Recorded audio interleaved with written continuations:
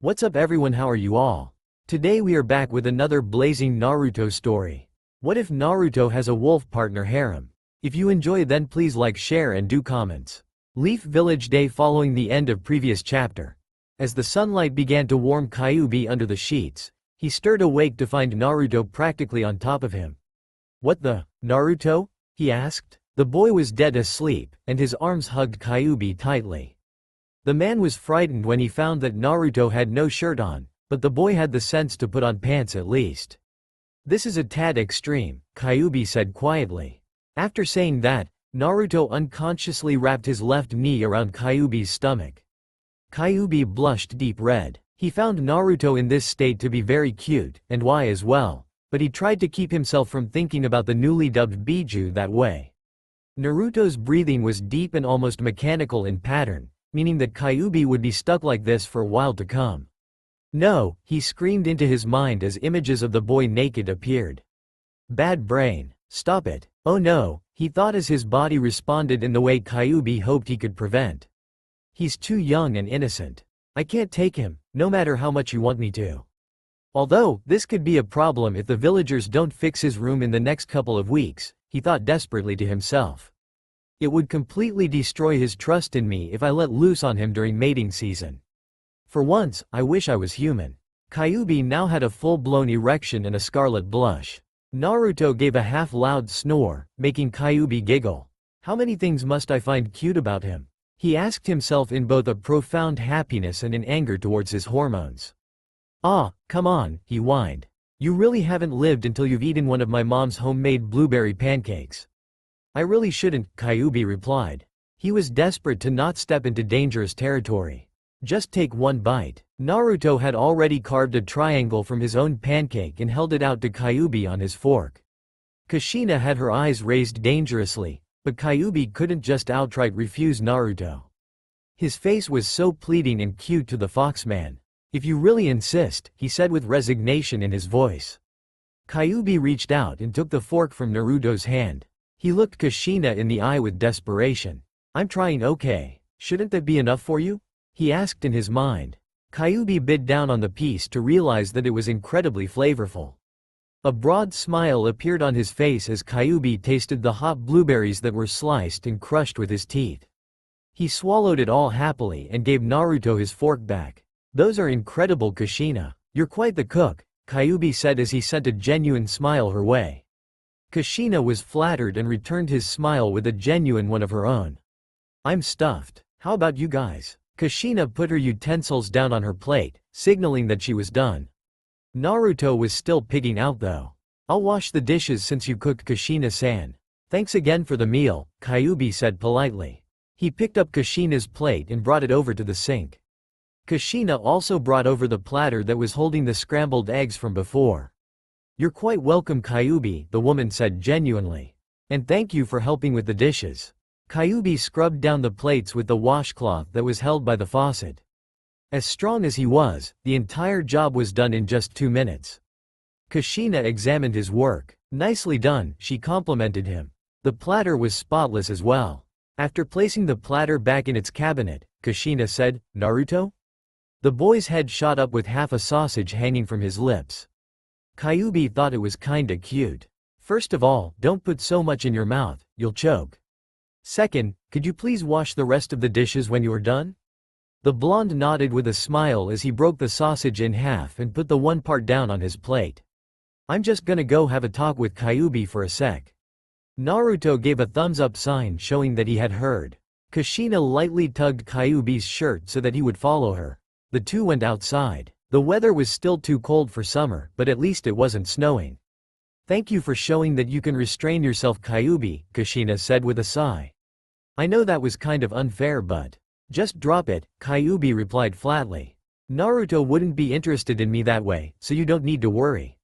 He's also far stronger than me, so he could stop me if I tried anything against his will. It's pointless for me to try unless he actually feels the same way I do, so you don't have to worry.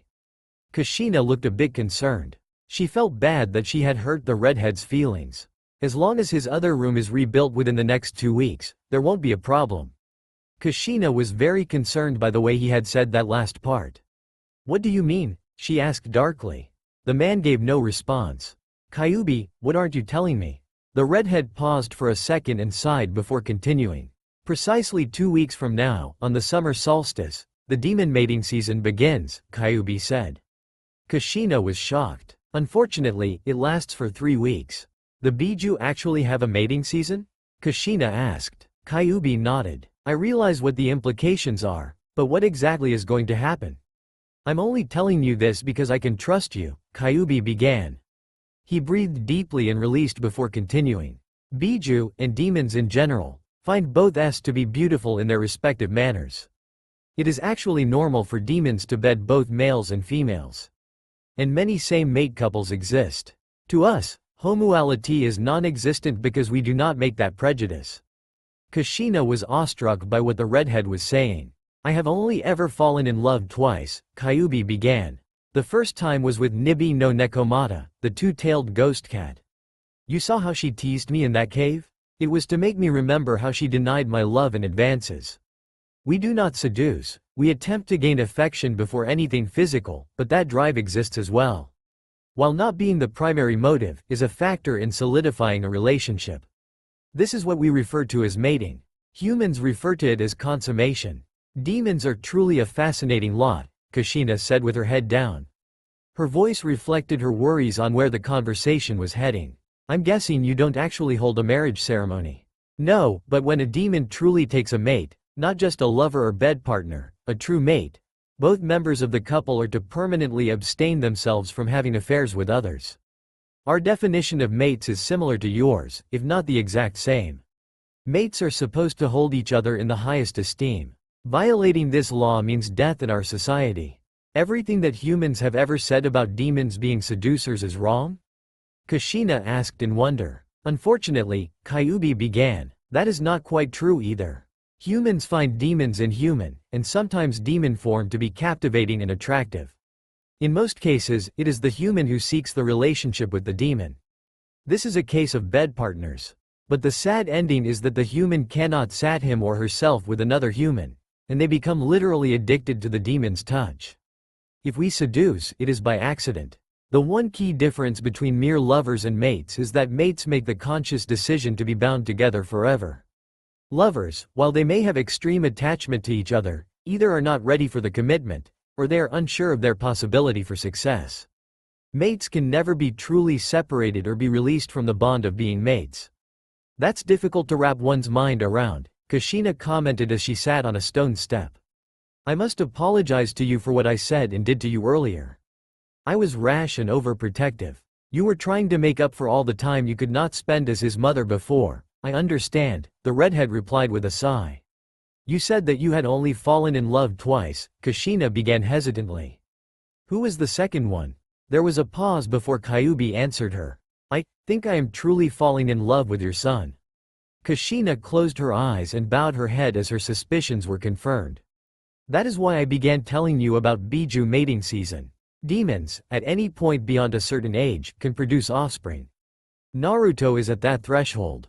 Unlike humans, however, we are not only allowed, but we must make the conscious decision to want to bear a child, and even then there is a good chance that one will not be born. Luckily, simple procreation cannot accidentally give birth to a child as can happen in human society. It is a very special event when a demon gives birth because of the rarity of the event. What does that have to do with the two of you though? Kushina asked dumbfounded. Two males can't produce children with one another, can they? In demon society, two males can produce offspring together if they so choose, Kyubi replied. Kushina put a hand over her mouth as her expression went to one of shock. But as I said, a conscious decision must be made.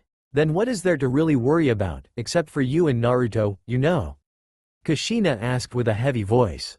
During mating season, we Biju are at the height of our fertility and desire for procreation, Kyubi said darkly.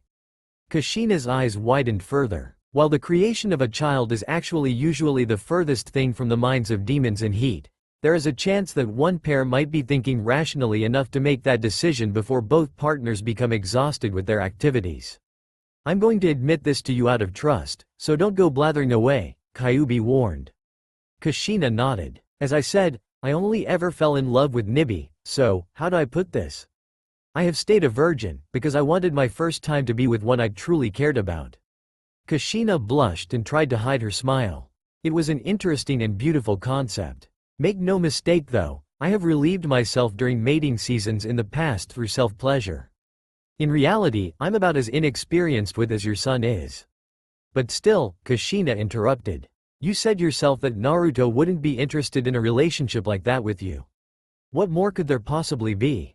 This is the most important thing to remember about demon mating season, Kyuubi began. We are more desirous than at any other point in the year, meaning that sometimes we have out of pure instinct and desire to relieve ourselves of the tension. Basically, I'm saying that Naruto's judgment and mine will be impaired during this 3-week period. So that's why you were after a separate room, Kushina guessed. Kyuubi nodded. I almost hate to ask, but if you truly love him, then why are you trying to stay separated? I had 2 main reasons. One was your threats. The second, more important one is this. Naruto is far younger than me, and he's still innocent in that respect. Since he just became a Biju, that would be too much change too quickly. But even more importantly, he might be traumatized by the experience and scarred for life. I want to protect him from both me and himself. You really do love him, don't you? Kushina asked as she walked over to him. A single tear worked its way down his cheek. More than you could ever know, Kyuubi replied as he sniffled and wiped the tear away. And what's worse, the boy is naive, Kushina. You must acknowledge that. Kushina was curious as to what he meant. What would happen if he suddenly wanted to become my mate because he was over-intoxicated by his own hormones and I denied him? That would destroy all of his feelings for me, and we would drift apart as friends. An even worse scenario would be that I accepted his wish to be mates and then found later that he wasn't ready for such a decision and that there was no way back or out. He'd lose his free-spiritedness. Kushina was completely stunned at what Kyuubi was saying.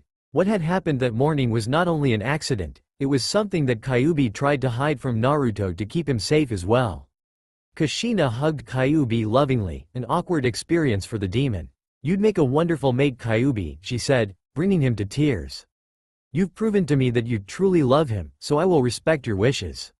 You may stay here for as long as you wish. If you wish to be with Naruto, and he with you, I will not stop you. I just wonder if he will ever actually love me, Kyuubi said. He's got Sakura and Hinata both swooning over him. Even though they will die, and Naruto will live on, he might not ever wish to take another so as to be a devoted husband to whoever he chooses. I shouldn't have a say in who he chooses, but I hope I have a shot at least. Kushina held the redhead tightly as she patted his hair. He'll choose you, she said. If he really is my and Minato's son, he will choose you. Kyuubi smiled lightly at the woman's words. Thank you, Kushina, he said as he hugged her back. I am sorry for what happened to your husband, but now you can look at your son in joy as he exceeds all expectations. I will remember those words always, Kyuubi. The two finally walked back into the house to find Naruto finished with the dishes. What could you possibly be talking about that would take 15 whole minutes? Naruto asked as soon as he saw them. I had half a mind to eavesdrop. Quit complaining, Kyuubi replied with a smile. Besides, you and I have a job to do today. Kushina and Naruto both turned to him. What do you mean? They both asked at the same time, making them turn to each other. Perhaps you remember what Kakashi told you? Kyuubi asked. Naruto stood there with a thinking face on for about 4 seconds before his expression changed to one of surprise. Oh, the Hokage mansion and the monument, he said loudly. Kyuubi nodded. How bad is it? We know that all of the Hokage faces are gone, but past that I don't know, Kyuubi said. Let's go, Naruto, you're dressed. Kushina, I'm taking him to see Tsunade if we can find her. I'll see what we can do to help clear up this mess. We'll be back by sundown unless Tsunade really holds us up. See you too then, Kushina called as Kyuubi dragged a reluctant Naruto out the door.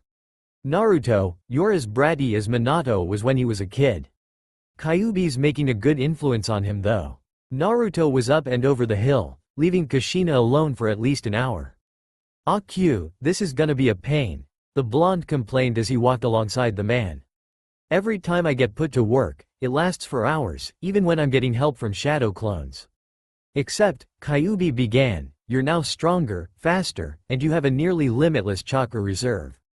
Face it, Naruto, you don't have an excuse.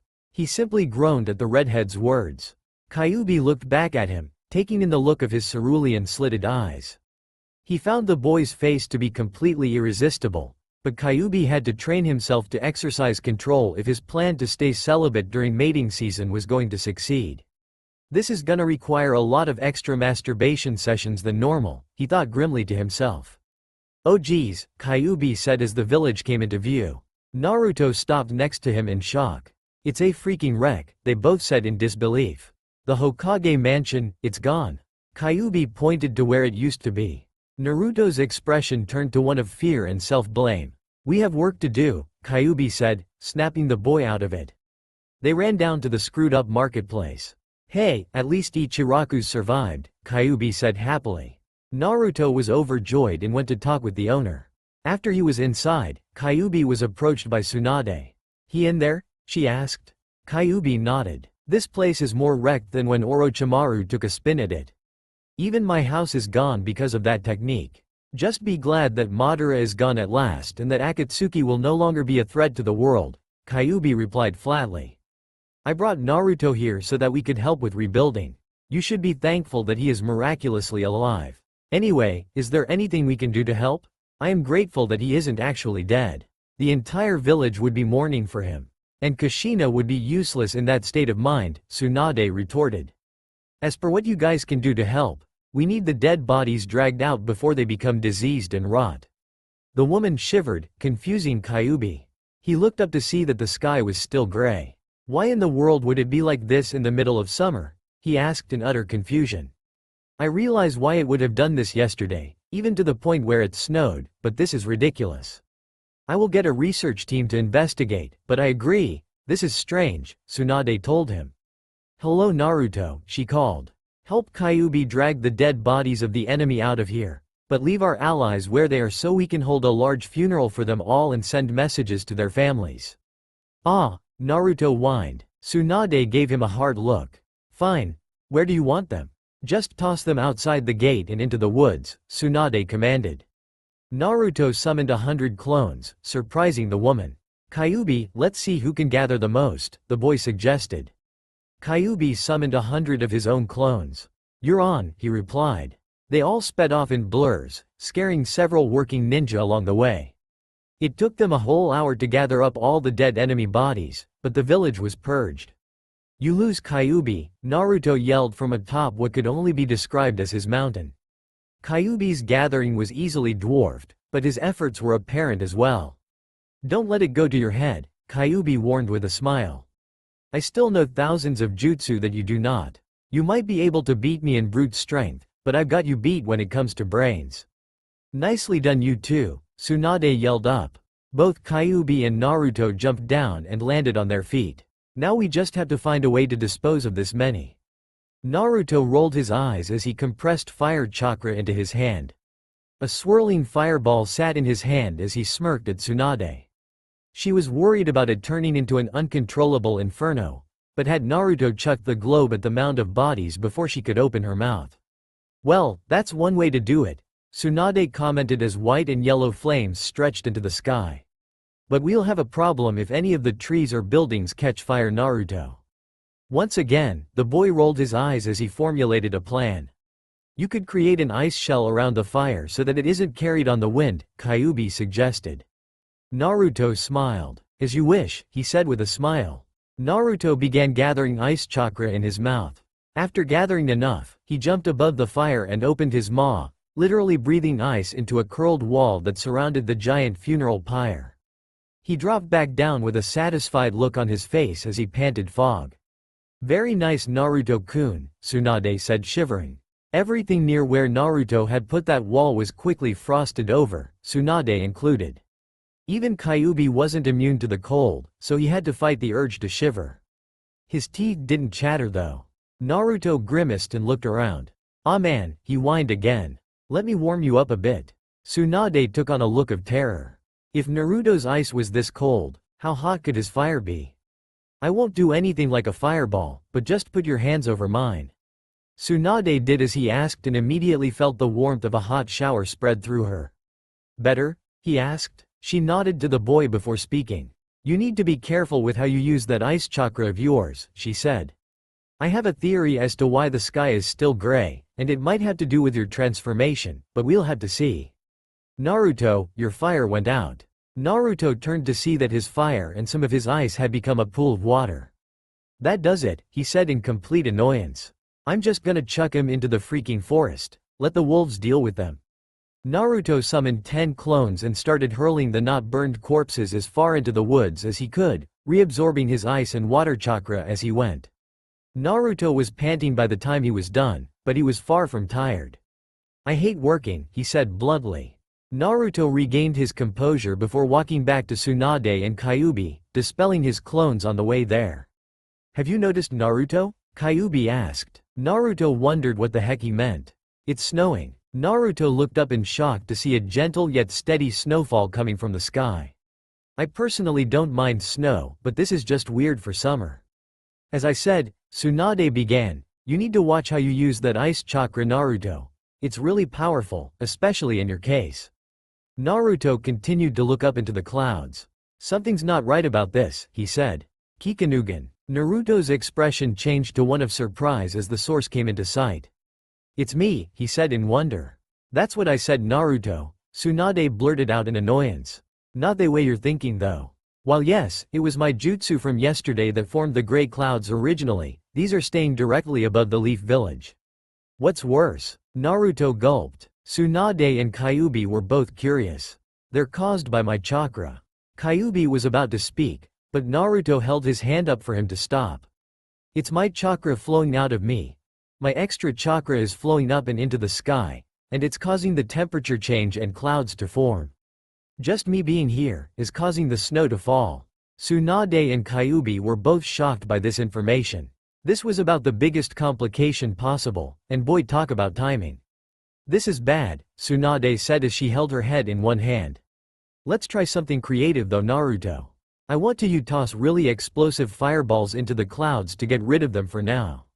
I've got a ton of other stuff to deal with, so finding a permanent solution may take some time. More freaking work, Naruto sighed. Would you stop complaining? Kyuubi asked him a bit angrily. You're alive, immortal in fact. A bit of work won't ruin your existence. You also have to think of the others around you before your own wants. Naruto took on a look of hurt before he faded in dust from the sights of Tsunade and Kyuubi. Oh crap, what did I say to offend him? A loud crackling sound filled the air as a yellowish light coated the ground and trees. Kyuubi and Tsunade swiftly turned to see an enormous ball of fire in place of where the clouds were a few seconds before. He'll incinerate the village, Tsunade yelled. As the pressure and heat from the fire dispersed the snowy clouds, Naruto simply let go of the technique, letting the sphere send plumes of flame high into the atmosphere. Everything became very bright until the flames flickered out in midair. The sun now shone high in the sky, and the temperature was returning to normal. Go talk to Naruto, Kyuubi. I have some things that I must attend to. Tell Kushina-san I said hello as well. The redhead nodded before blurring from her sight. Kyuubi had to use his best tracking abilities to follow Naruto's trail. The boy really could cover his tracks, but Kyuubi had one thing on his side, and that was the ability to see Naruto's chakra. He was outside the village in a crater caused by the use of one technique or another. Without warning, Naruto's chakra aura disappeared entirely, surprising and frightening Kyuubi. Naruto had taken a few chakra suppression tags from Anbu in the past. He now donned them as he sat quietly on the edge of the icy lake. Why am I so rude today? He asked himself. And why did Kyuubi's words hurt so much and cut so deep? Naruto stood up unconsciously and began walking out onto the lake. There was a small iceberg floating in the middle, where Naruto sat down. Why the heck am I so mad? Naruto placed his hands lightly into the cool waters. Without warning, Naruto began hearing a weird tone in the air. It was steady and irritating. After shifting his arms to get up, the pitch suddenly changed to an even higher one. Stop playing that awful noise, he yelled. He didn't sense anyone in the area, so he was confused. Is that me? Naruto lifted his hands completely out of the water, and the sound stopped. The hell? Naruto exclaimed. The water droplets froze on his hands. They broke off as Naruto flexed his fingers. Let's see how good of a musician I am, he joked. Naruto spread his fingers wide and allowed only the tips of his claws to touch the water. He was unsure of how exactly he was doing this, but a low humming could be heard throughout the forest. The boy began experimenting with different depths and changing his chakra flow. While the suppression tags held his aura down, he could still control his chakra very skillfully. Naruto began recreating the sounds of various instruments he heard and stopped once he mimicked a harp. Note: if you want to hear a basic idea, go to the site on my profile labeled, Naruto Lullaby. I really have no way to show you my sheet music because my parents still live in the 20th century, no scanners. I personally wrote my own lullaby, and this is very close, but not anywhere near as complex. Someone actually told me it sounded like what is played on the YouTube video that the URL in my profile leads to. I wrote both lyrics and parts for both a viola and a cello, but this is an okay sub. Naruto began to tear up as he instinctively moved between notes. His body moved on its own, creating wonderful tones and chords. Kyuubi had snuck behind a tree to see what had happened to Naruto and was stunned by these incredible sounds the blonde was producing. Naruto stopped completely, making Kyuubi wonder if he had been discovered. He stopped his chakra from flowing completely so that he could stay and listen. Naruto flicked the ice droplets from his hands before beginning a song that he remembered from when Kushina had sung him asleep the night he was coming back from the hidden cloud village. It was a lullaby which melted away all of Naruto's feelings of sadness and anger, allowing him to vent. Each note rang out perfectly as Naruto's claws glided across and tapped the water, bringing forth immense amounts of emotion. The lake lit up brilliantly as Naruto's chakras surged through it, nearly blocking the boy from sight. Both he and Kyuubi had been moved to tears by this song, so Naruto stopped when his vision became too clouded. A tear fell into the still water, freezing it into a deep blue, marble-like crystal. Naruto drew his hands out with any resistance at all and stood up. Kyuubi, while still completely suppressing his chakra, stepped out from his hiding place and revealed himself to Naruto.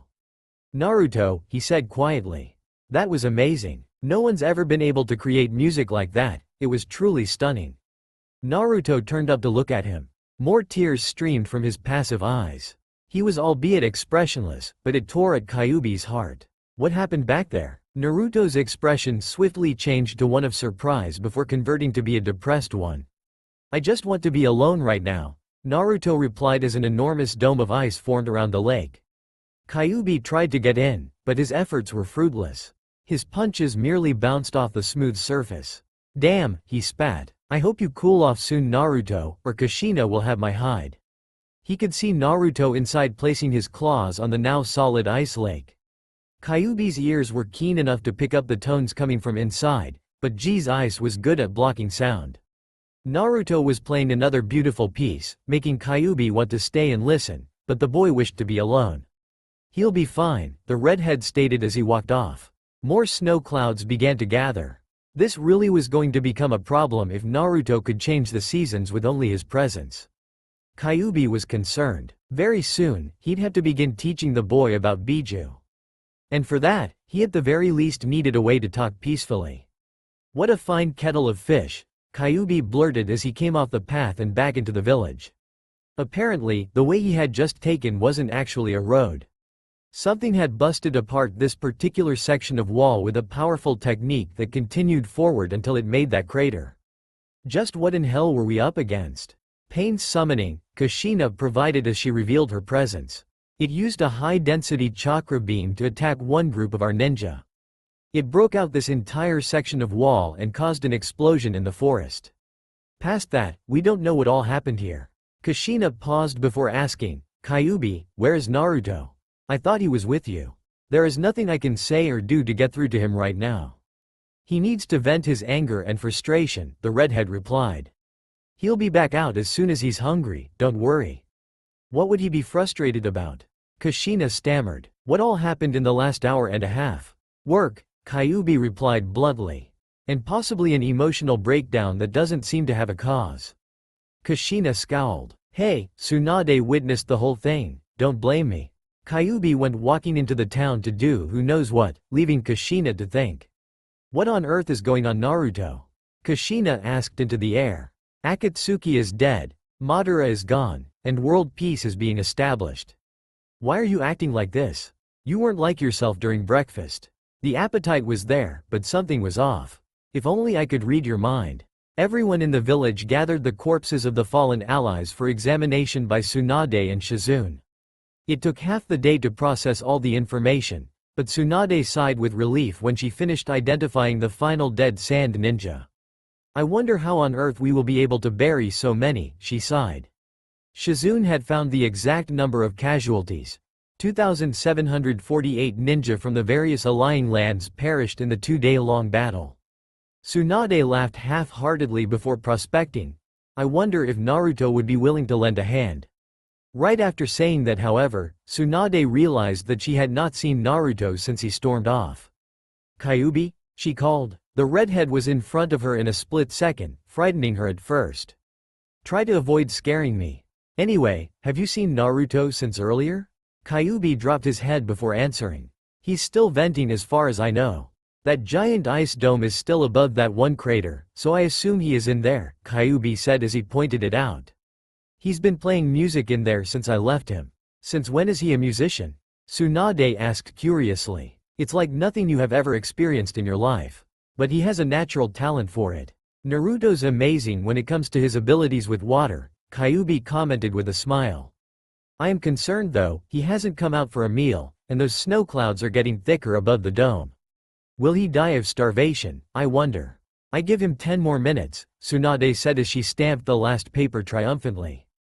Without warning, wolves began howling in the distance, just loud enough for everyone in the village to hear and pause. This howl was one of a hunting party, but something was off. As everyone began looking toward the source of the noise, the giant ice dome came into view. Multiple packs howled at once as the dome split open and fell. Everyone was stunned by what happened next. A beautiful aurora shone brightly in the sky as a song took its place in the air. Naruto was no longer mimicking a harp. He was playing various instruments, including what seemed to be voices. Note: I tried 100 other songs to fit with a dark night and beautiful light display, but only one fit. I couldn't use a Christmas one for obvious reasons, so don't complain. If you own Final Fantasy X, you will certainly know the Hymn of the Faith. YouTube has recordings of this. Use a male-voiced one because otherwise the mood is screwed up. Just do yourselves a favor and follow the author's advice. I'd recommend looking up Hymn of the Faith all versions.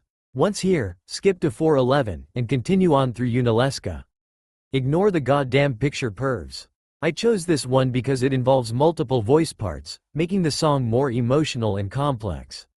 Is that Naruto? Kushina asked. Kyuubi just stood there with a shocked look on his face. That's amazing. I feel like crying. Everything feels so sorrowful. She noticed a tear falling from Kyuubi's eye. Kyuubi, even you. He wiped the tear away before looking back up in terror. This song is one of the 8 original songs in existence, he said with a shaky voice. Kushina, Tsunade, Jiraiya, and Kakashi all turned to him. Some of Naruto's friends were interested as well. For him to know this song, whether by instinct or by him figuring it out, is potentially dangerous. He is venting his emotions, so this situation is potentially risky, although I have yet to see any of the signs of danger. You don't mean that he could do something like that here?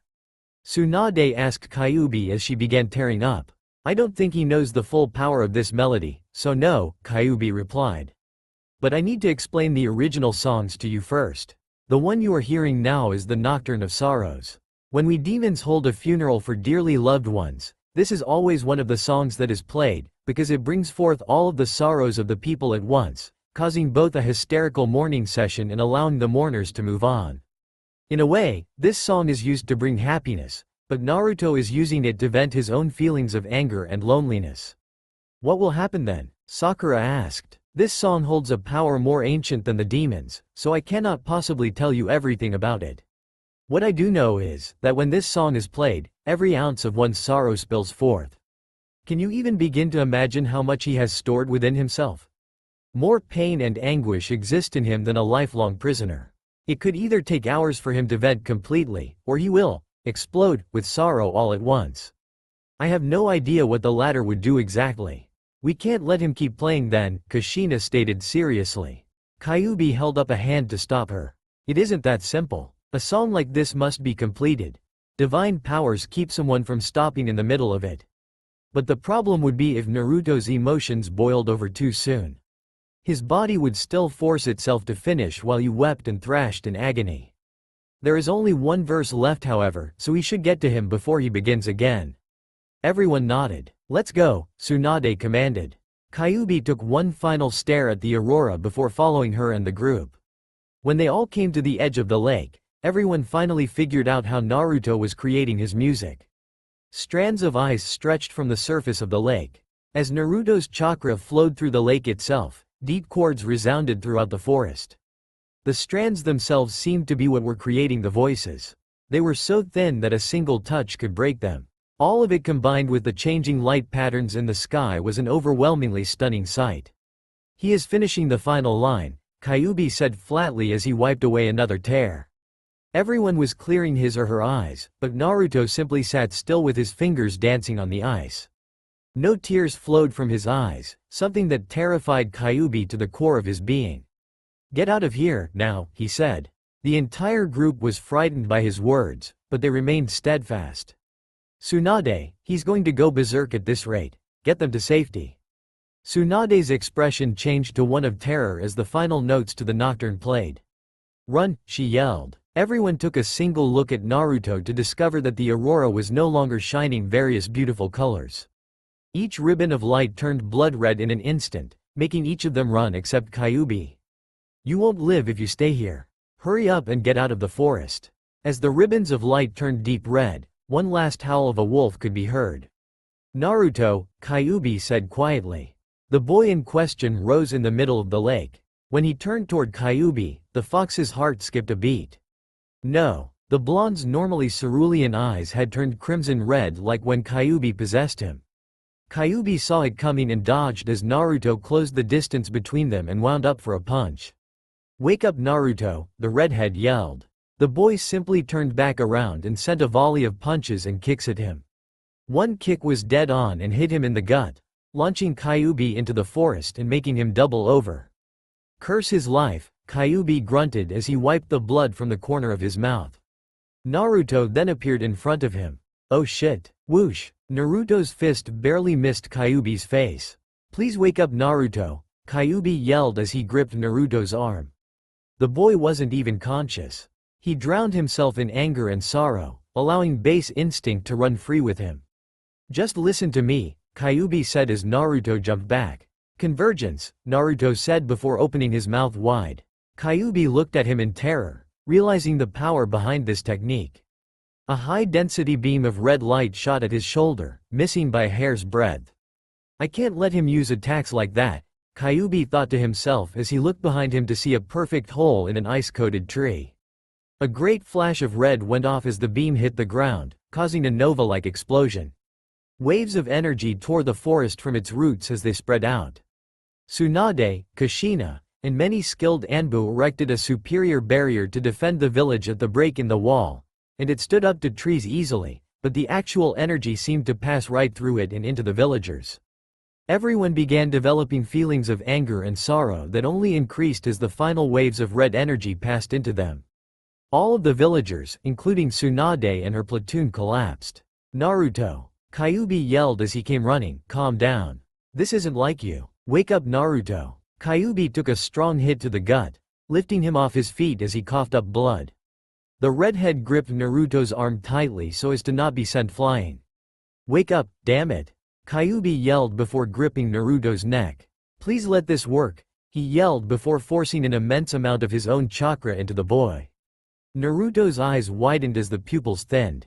His eyes began turning back to their original blue color as the red aurora climbed down from the sky and flew into his forehead.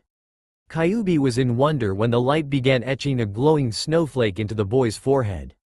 Kyuubi released his grip on the boy's arm and steadied himself. As the changing snowflake was finished, Naruto fainted and fell forward. "Naruto," Kyuubi said seriously as he caught the blonde in his arm. One icy tear fell from the boy's eye before losing consciousness completely. Kyuubi walked back toward the village holding Naruto in his arms.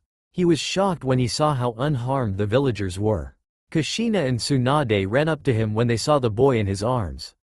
Blood ran down his cheek from where the red light had scratched the fluorescent snowflake into his skin. Is Naruto alright? Kushina asked as she neared Kyuubi. Both she and Tsunade were shocked by his new mark. He'll live, but that was far too dangerous. Another convergence attack and we'd have been obliterated, Kyuubi replied, his breathing heavy. It's a miracle that I was able to stop him. I'm taking him back to the mansion, it's getting late. After taking several shaky steps forward, Kyuubi himself fainted, dropping Naruto as he fell into the dirt with a thud.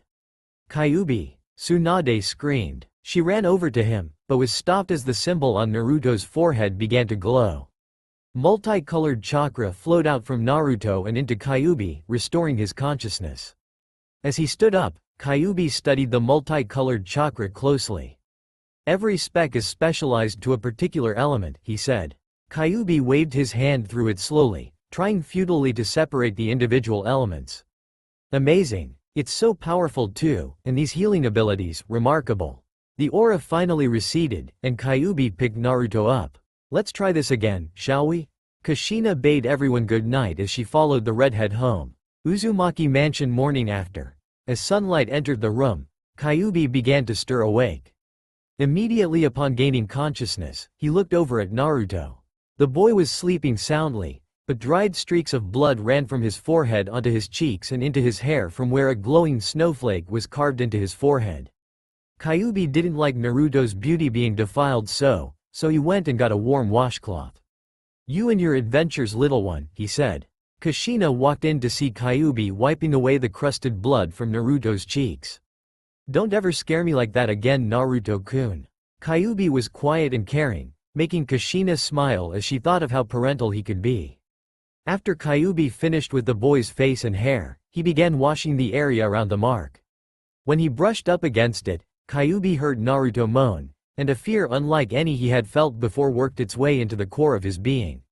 Visions of the boy getting beaten, abused, and just being alone ran through his mind. Kyuubi fell backwards onto the floor, terrifying Kushina, who opened the door and quickly went to his side.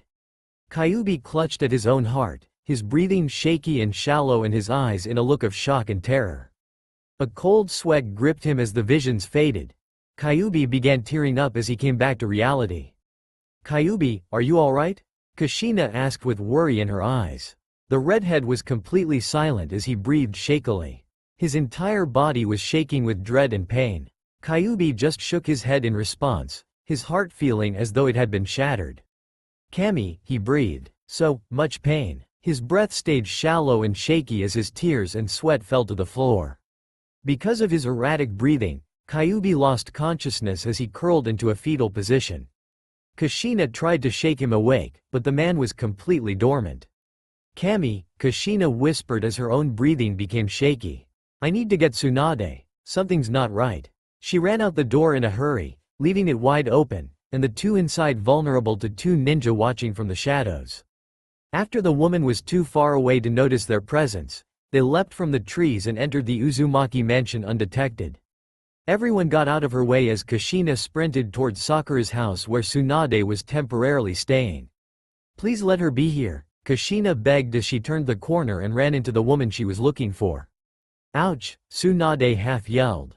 Hey, watch it, Kushina-san? Something's wrong with Naruto and Kyuubi, was all Kushina had to say before Tsunade had her up and running again. What happened? She asked as they dashed along the rooftops. Does it have to do with last night?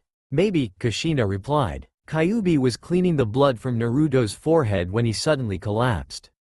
His breathing became shallow and uneven, he began a cold sweat, cried, and then he lost consciousness because of his breathing. I'll have to examine him for myself, Tsunade began. But are they there alone? Kushina nodded. We got a report that two remaining shadow nin are still lurking around. We need to hurry if they're both still unconscious. Kushina immediately quickened her pace along with Tsunade. Back at the house, the two shadow ninja quietly walked up the stairs, listening for the sounds of possible traps. You take the redhead, Blondie is mine, the taller one said. His subordinate nodded in agreement. They walked in to see Kyuubi unconscious and Naruto still asleep. Like taking candy from a sleeping baby. Shadow art. Chains of submission, the leader said before black chakra ropes wove themselves around the two. Let's get out of here so we can meet up with that bounty hunter, the younger one suggested. This place will be crawling with enemies before too long, including the fifth. The leader nodded as he took Naruto out from under the covers. When he allowed Naruto's head to rest upon his shoulder, however, he froze and lost consciousness, scaring and angering his subordinate. "What the?" he asked in confusion. He tried to pick up Naruto's head to see what had caused his captain's action, but he was blown from his own mind as horrifying visions overtook him. Holy fuck, he got out before falling over himself. Kushina became frightened when she sensed the two enemies' presence and flew up the stairs with a kunai in hand. "Naruto!" she yelled as she threw his door open. 4 people now lay on the floor, including the 2 shadow ninja. "What luck," she sighed before replacing her kunai. "What's going?" Well, Tsunade said with a triumphant look on her face. "If it isn't the 2 we've been looking for. Let me seal their chakra so that we can deal with Naruto and Kyuubi safely." Kushina nodded. After sealing their chakra, the chains around Naruto and Kyuubi dissipated, allowing Kushina to sit the redhead up. She moved Naruto off of the shadow ninja's back to see that some dried blood still encrusted his forehead, but she didn't touch it. "Geez," Tsunade exclaimed, "that's some heart rate. Let me slow it down and stabilize him.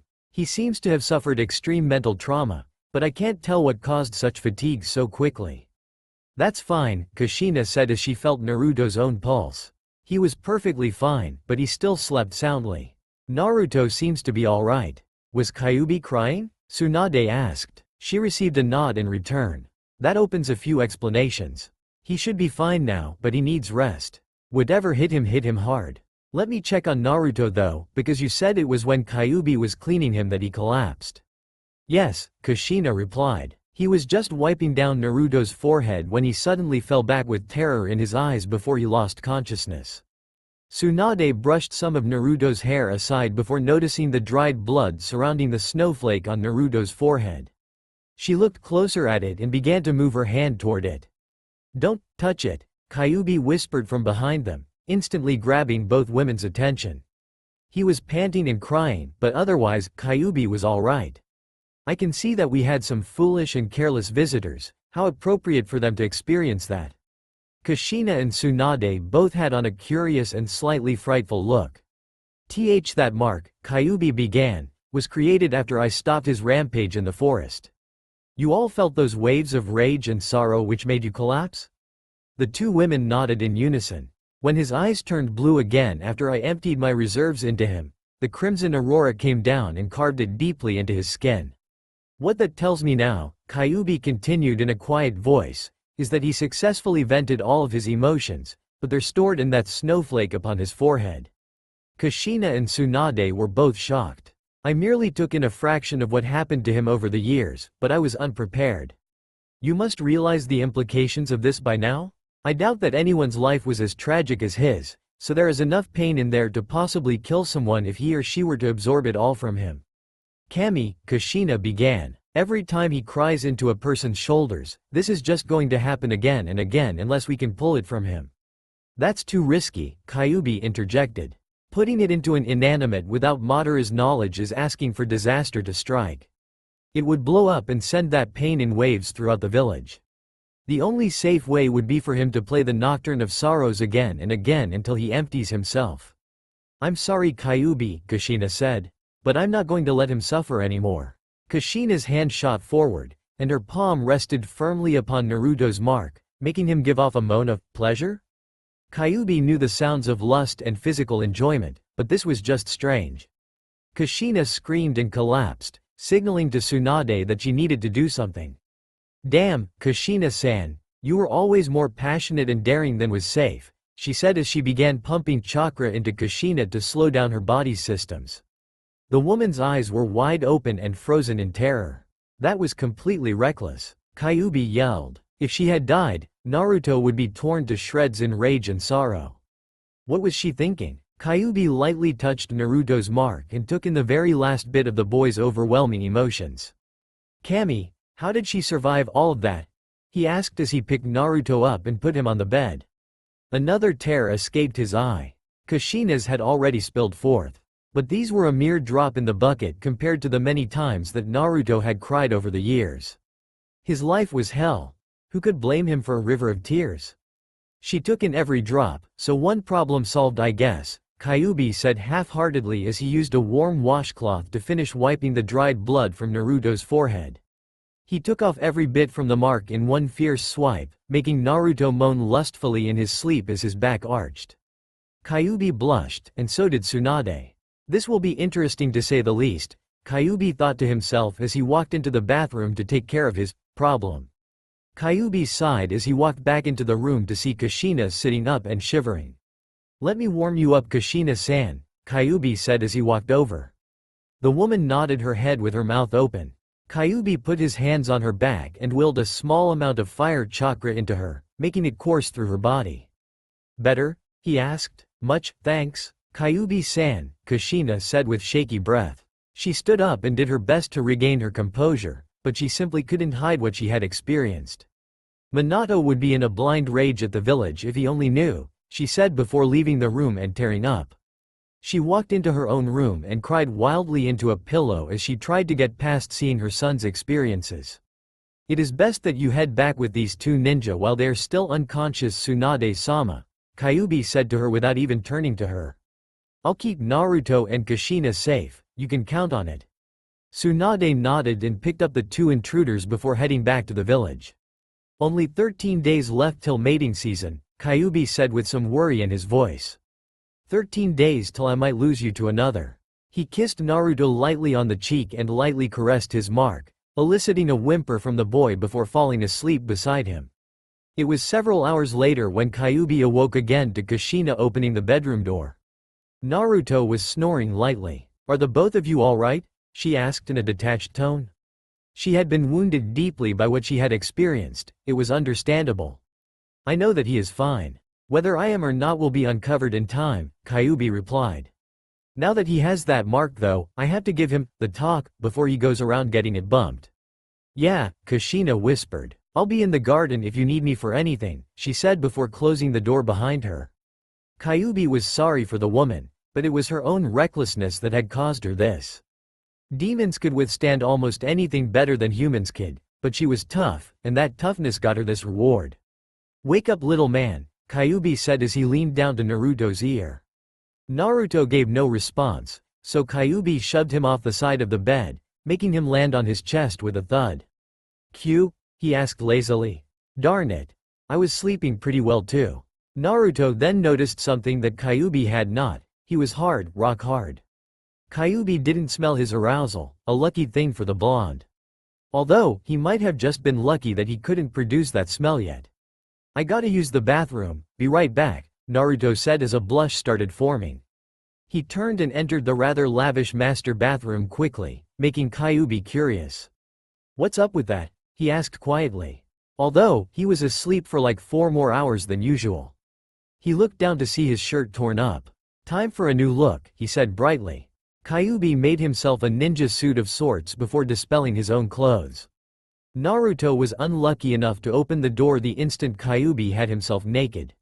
The redhead turned his head to the blonde boy with a blank look before asking, "You done?" Naruto was scarlet red as he closed the door, cutting Kyuubi from his vision. "Ah crap," Kyuubi said after he put on his suit. "I forgot he's still a human in ideology." That had to mortifying. Although, he seemed to almost like it underneath the embarrassment, Kyuubi thought hopingly to himself. "This talk's gonna be especially awkward now." Naruto sat on the edge of the tub and looked down horrifyingly at the bulge in his pants. Thoughts that Naruto believed shouldn't be there began running through his mind. "Why am I thinking like this? Kami, why did I have to see that? At least I was spared seeing his front." This just brought more images of even worse nature into Naruto's mind. "No," he screamed inwardly. Naruto then used his friends as a way to get his mind off of the subject. After about 3 minutes straight of thinking only about how to fix up the village, Naruto's problem went back down. "Good boy. Now don't come back up," he told himself before opening the door and stepping back into his own room. "Naruto," Kyuubi began quietly with no emotion in his voice, "due to your change and the time limit ticking down, I have to talk to you for a bit." The boy sighed before sitting down on his bed. "So this has to do with the Biju?" he asked. "This has to do with you being a Biju," Kyuubi corrected him. "Due to your upbringing, this is going to be awkward." Naruto breathed heavily, but he looked Kyuubi in the eye. Since you are 17, I have no way out of telling you about this because of how serious a matter it is. What, am I gonna go like, berserk for a while when I turn 18? Naruto asked with a look of concern on his face. Not the way you're thinking of, and the time I'm mentioning is much closer than that, Kyuubi began. Promise me that you will listen to the whole thing before going off on a tangent, Naruto, because it is already hard enough. The boy nodded as he resigned himself to this conversation. 13 days from now is when demon, including Biju, mating season begins. Naruto's eyes widened. He knows, the boy told himself. As old as you are, and having just become a Biju, this will all hit you hard and hit you fast. And I'm sorry that this couldn't happen say a month from now, but I've got no choice. Even right before mating season, you may begin to think about more than you usually would, which you and I both know you never did, Kyuubi said passively. You paid enough attention during health class to know what I'm talking about though. Naruto grimaced and blushed. Yes, it's embarrassing because of how you've been brought up as a human, I know, but you're a demon now, which means we've got to do this. Naruto nodded. First of all, you need to burn this into your mind. Thinking about it and about having it with people is completely natural and acceptable, Kyuubi said with a serious look on his face. Naruto was entirely surprised by what he was saying. Humans are raised to believe very different things than we demons do, so this will come as a shock. Demons commonly bed both especially male demons, and many same couples exist legitimately in demon society. Naruto stared at Kyuubi in surprise, unable to speak. I had to tell you this, because you have absolutely no experience in the love and lust department, which is why I told you about demons not caring about homoality. In our society, that isn't even a word, and demons who bed the same are not considered gay. We demons are brought up in a much more peaceful way than you might think. We view both as being beautiful in their respective ways, so there is no discrimination. The only way a couple is considered illegitimate is when it would be incest. Cousins can be legitimate bed partners, but not direct family, meaning the predecessors of parents, siblings, and the parents themselves. So then, Naruto began until Kyuubi stopped him dead. You promised, he said sternly. I'm telling you this, because if your eyes get caught by another male, it won't seem as uncomfortable. Just trust me, Naruto. Anything that you think during or prior to mating season, and even during everyday life, is perfectly natural, whether you are a human or another creature. Go ahead. You can explode now, Kyuubi said slightly humorously. But no response came from the blonde except, interesting. Kyuubi was stunned, even if he didn't show it. I'm hungry. Let's go see if mom wants to go somewhere or if we are eating here, the blonde said with a smile. Well, if it's a part of this time of year, so be it, Naruto thought with relief. Thank Kami Kyuubi doesn't know about that. Kyuubi turned to follow him with a passive face on, but his mind was a train wreck. This can't be happening, he thought to himself. No one, demon or human, can take that talk and walk away smiling. Maybe I should have explained the rest and asked him, damn. I forgot. Grr. Redo. Oh man, I forgot to tell him about the mark as well. Not good. They walked down into the kitchen to find Kushina not there. She said she'd be in the garden while I gave you the talk, Kyuubi said flatly. They walked onto the porch to find Kushina lying back in a bunch of blue hyacinths. Naruto's hungry, Kyuubi called out to her, making Kushina look back. Do you want to head out or stay here? I'm in the mood for some fish, how about you guys? Kushina asked as she got up, her face smiling brightly. I could go for that, Naruto said. But no fish cakes. Agreed, all three said at once. I've gotta go deal with a little squabble guys, Naruto said. Konohamaru's being show-offy again. He blurred from sight, leaving Kyuubi and Kushina alone. His hearing abilities are stunning, Kyuubi said. I can barely hear that brat's whining. How'd your little lecture go? Kushina asked. Kyuubi paused. I was expecting him to blow up and start questioning the living daylights out of me, but that didn't happen, Kyuubi said calmly. Sounds like it went better than expected, Kushina said happily. It's not over, Kyuubi said, making her turn expecting to hear really bad news. A. I didn't ask him about his own feelings and experiences. B. I forgot to mention exactly how he will be affected during mating season. Kyuubi, Kushina nagged. I trusted you. Don't worry, the redhead began. And don't talk as loudly. Naruto probably actually just heard everything. Anyway, I have time, and he knows he'll start thinking about UAL activity and that his choice is natural whether he chooses a male or female, and it is completely acceptable. I just haven't told him about the impaired judgment, the way his mark reacts when it's touched, or asked him if he's yet experienced thinking about someone and getting an uncomfortable response. You have until tomorrow, or I'm telling him, Kushina warned. Kyuubi grabbed her by the arm, stopping her from walking away, making their eyes meet. Don't interfere, Kushina, he said calmly. I know you want to protect him, and it's a novel concept, but I have to be the one that explains this to him.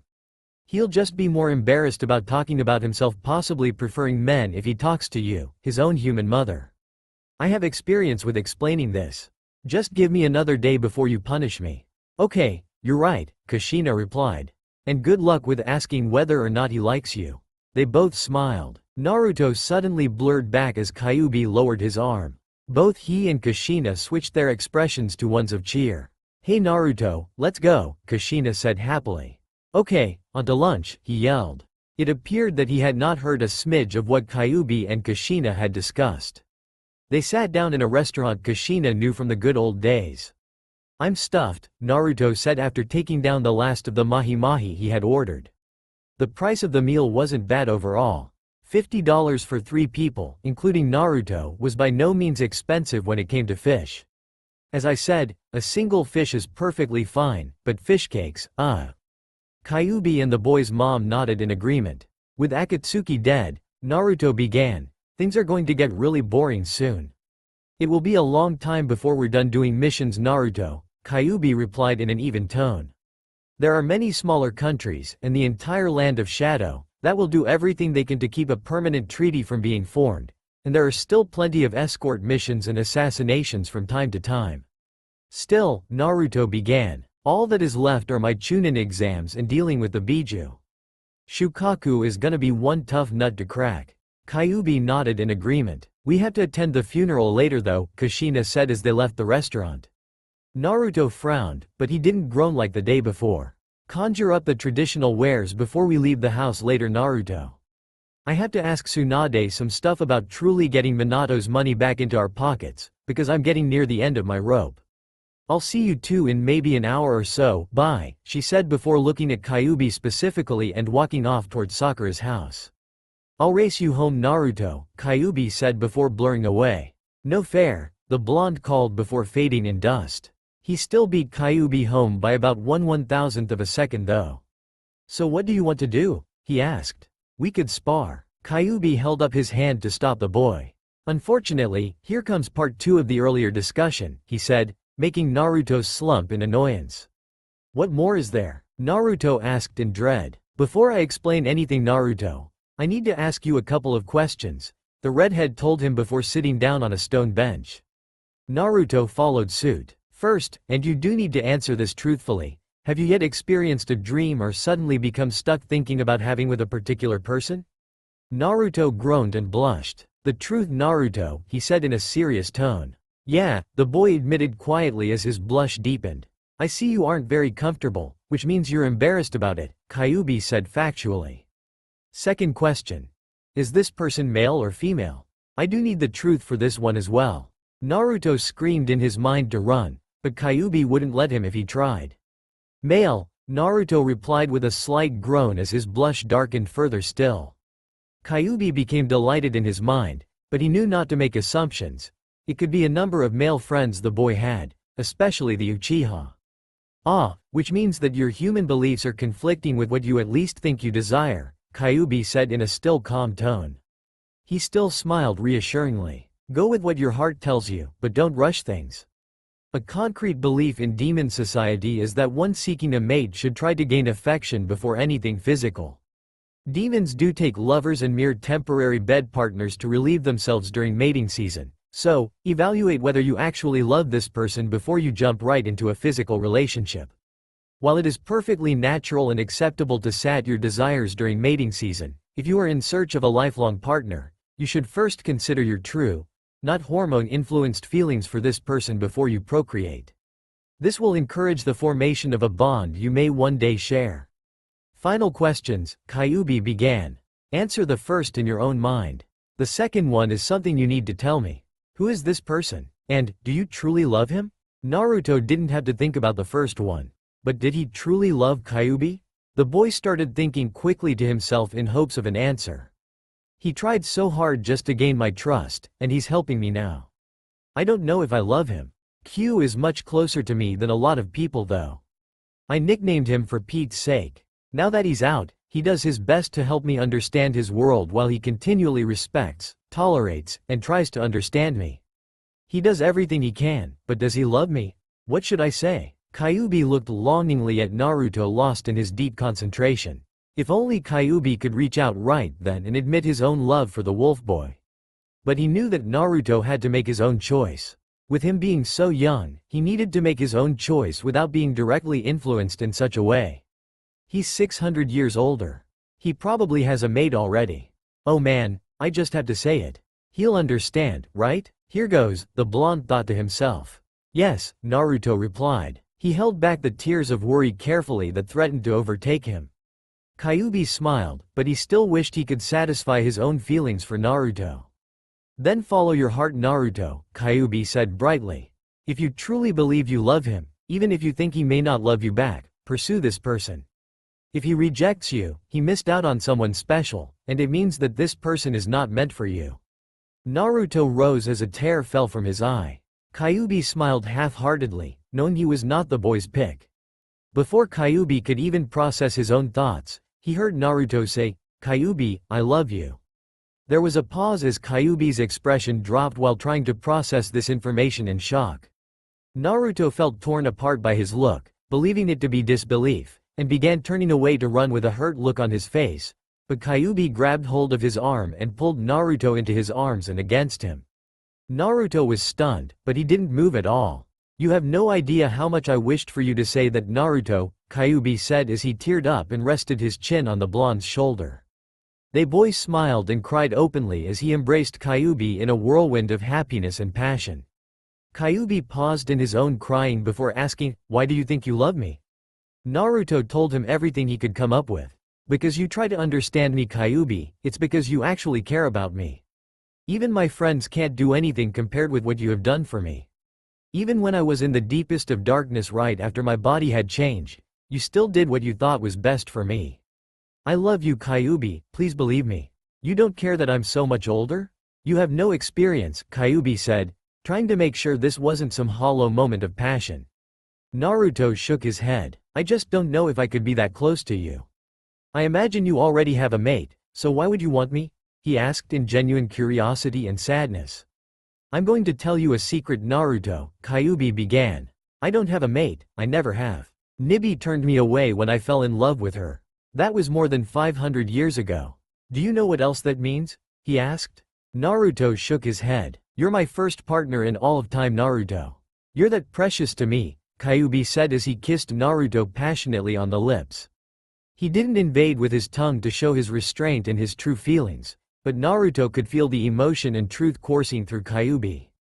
As he pulled away, Naruto looked up joyfully into Kyuubi's eyes.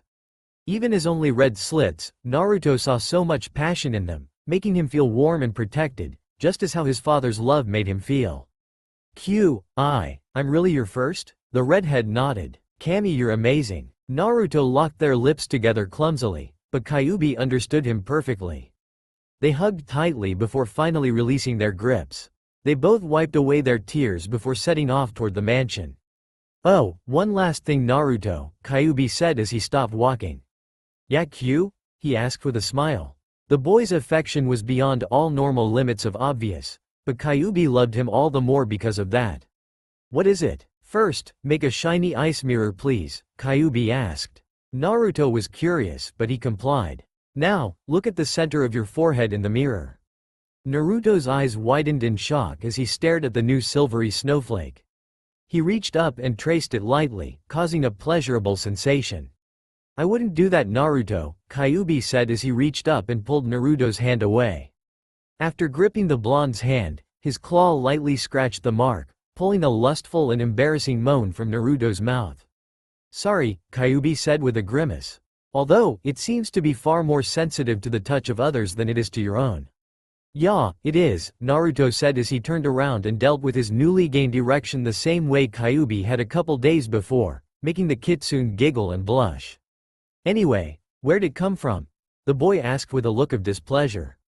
From when you were playing music inside that ice dome, Kyuubi began. I have to explain the song you were playing at some other point, but the thing is, you kind of went berserk under your own pain and rage. Naruto's expression turned to one of terror. No one was hurt, but when I calmed you back down, the aurora which came out from the dome when it first split open, which had turned crimson red by this point, came down and carved that mark into your forehead. You were asleep for quite a long time after, and I cleaned the blood off from your face, forehead, and hair. When I brushed up against that mark the first time, I realized how much of your pent-up emotion was stored in there and was knocked out. But more importantly, it seems to be a pleasure mechanism as well, because it is very sensitive to both the touch of others and your own. I'm just warning you to not bump into things or to let others touch it unless you give them warning. Alright Q, Naruto said before he pecked the kitsune on the lips. We still have to go to that funeral in like 45 minutes, so we should get back to the house real quick. Naruto and Kyuubi both blurred off the path and came up to the house. Let's go inside and change into mourner's clothes real quick, Naruto said as he willed his chakra into the seal on the door. It was a small amount, but this seal, like the one on his current bedroom, was destroyed by the boy's power. Grr, the boy said aloud. The two walked up into Minato's room quietly. You can go in the bathroom to change if you want your privacy, Naruto, Kyuubi said as he looked out the window absent-mindedly. He turned to see the boy fully naked and forming hand signs to summon new clothes. The kitsune blushed at the boy's appearance, but he was becoming dangerously aroused too, and when Naruto paused, Kyuubi became frightened. I'm an idiot, he said aloud. I should have gone into the bathroom to change. Sorry to make you see me like this. Naruto conjured up the traditional black shirt, slacks, and good shoes. Sniff sniff. Kyuubi, he began, are you okay? Naruto began blushing deeper, but as he continued to inhale the scent of Kyuu's arousal, he himself began falling victim to his own hormones in the same way. Naruto, you're so beautiful, Kyuubi said with passion in his eyes. He closed the distance between himself and Naruto before taking the boy in a passionate kiss. Naruto didn't really mind it, and even found it to be embarrassingly flattering until Kyuubi began licking his bottom lip. Naruto was unsure of what this meant, so he let his instincts take over for a second, opening his mouth and giving the redhead entrance. This felt slightly uncomfortable to the boy because he had no control, and Kyuubi's tongue was ravishing him without restraint, but he didn't resist until the kitsune ground his hips lightly into Naruto's. Naruto's look changed to one of fear and anger, and he broke the kiss before raking his left hand across Kyuubi's face. Www. Kyuubi yipped as he collapsed onto his knees. Blood trickled down from where Naruto had cut him deeply. He looked up at a frightened Naruto. The boy began backing away. Only then did Kyuubi realize what had happened and why. Naruto, he began. I thought you said demons tried to gain affection and trust before doing anything physical. Q, Naruto said fearfully as tears came to his eyes. Yet, you just overstepped that boundary like it wasn't even there. You lied to me, the boy said before collapsing in a corner. He examined his own claws to see them streaked with Kyuubi's blood. No, Naruto, I didn't mean to. Kyuubi tried to apologize, but Naruto interceded. You lied to me and used me for your own wants. Q, Naruto said as he cried. You never meant what you said about loving me, did you? Kyuubi took a deep blow to the heart by these words. Let me explain, Naruto. You just want my body for mating season. How can I blame you though? No one has ever loved me, ever really cared about me as a person. Naruto now sobbed openly, leaving Kyuubi heartbroken and terrified. No, he began. That was wrong of me, Naruto. I just didn't control myself like I should have. It was my own desires. I'm sorry, Naruto. Even older and more mature demons like me are highly affected by mating season nearing. I want your love first, Naruto. Please believe me, Kyuubi said with desperation in his eyes. Naruto activated his Kikunugan and searched the fox's mind and heart. Kyuubi wasn't lying, he was just overtaken for a short moment. There is one final important thing I should tell you about mating season, Naruto. Otherwise, you'd be disadvantaged, and it wouldn't be fair, Kyuubi began. The boy listened tentatively as he ceased his crying.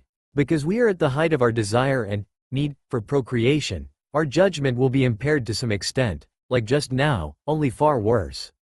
Naruto's expression turned to one of fear. Burn this into your mind, Naruto. I love you, no matter what. So, if at any time you feel uncomfortable, invaded, or if you feel your boundaries are breached, you need to tell me right away, before I take it further. I will do everything I can to respect your every wish, Naruto, and you must resist the urge as best you can as well until we are both sure that you are emotionally ready to handle UAL activity. Stuff like this scars people for life, Naruto. I don't ever want to do that to you, so you have to warn me. I don't want to lose you as a partner or as yourself. Naruto sniffled before saying, alright Q. But what are we going to do when we are actually in the middle of mating season?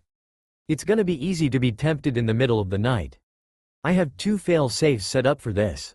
Well, one is whether or not your other room is rebuilt in time. If it is, then we should have no problem whatsoever. If it isn't, I have asked Kushina, yes, she knows, to keep an eye on us. She knows about us being in our states, and she knows that I won't purposely do anything to you outside your wishes. Thanks Q, Naruto told him. Are you okay? You're still bleeding. Kyuubi pulled his hand off his cheek to realize that his own chakra was not closing his wound. His expression changed to one of fear as he sniffed at the blood on his fingers.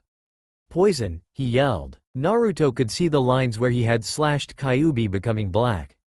Shit, this isn't good. You're a 10-tailed demon, which means your poison is the most powerful in the entire demon world at this point. While its speed develops with your age, the effects already exist. You're so young, this is both unprecedented and dangerous. No antidote to your poison exists.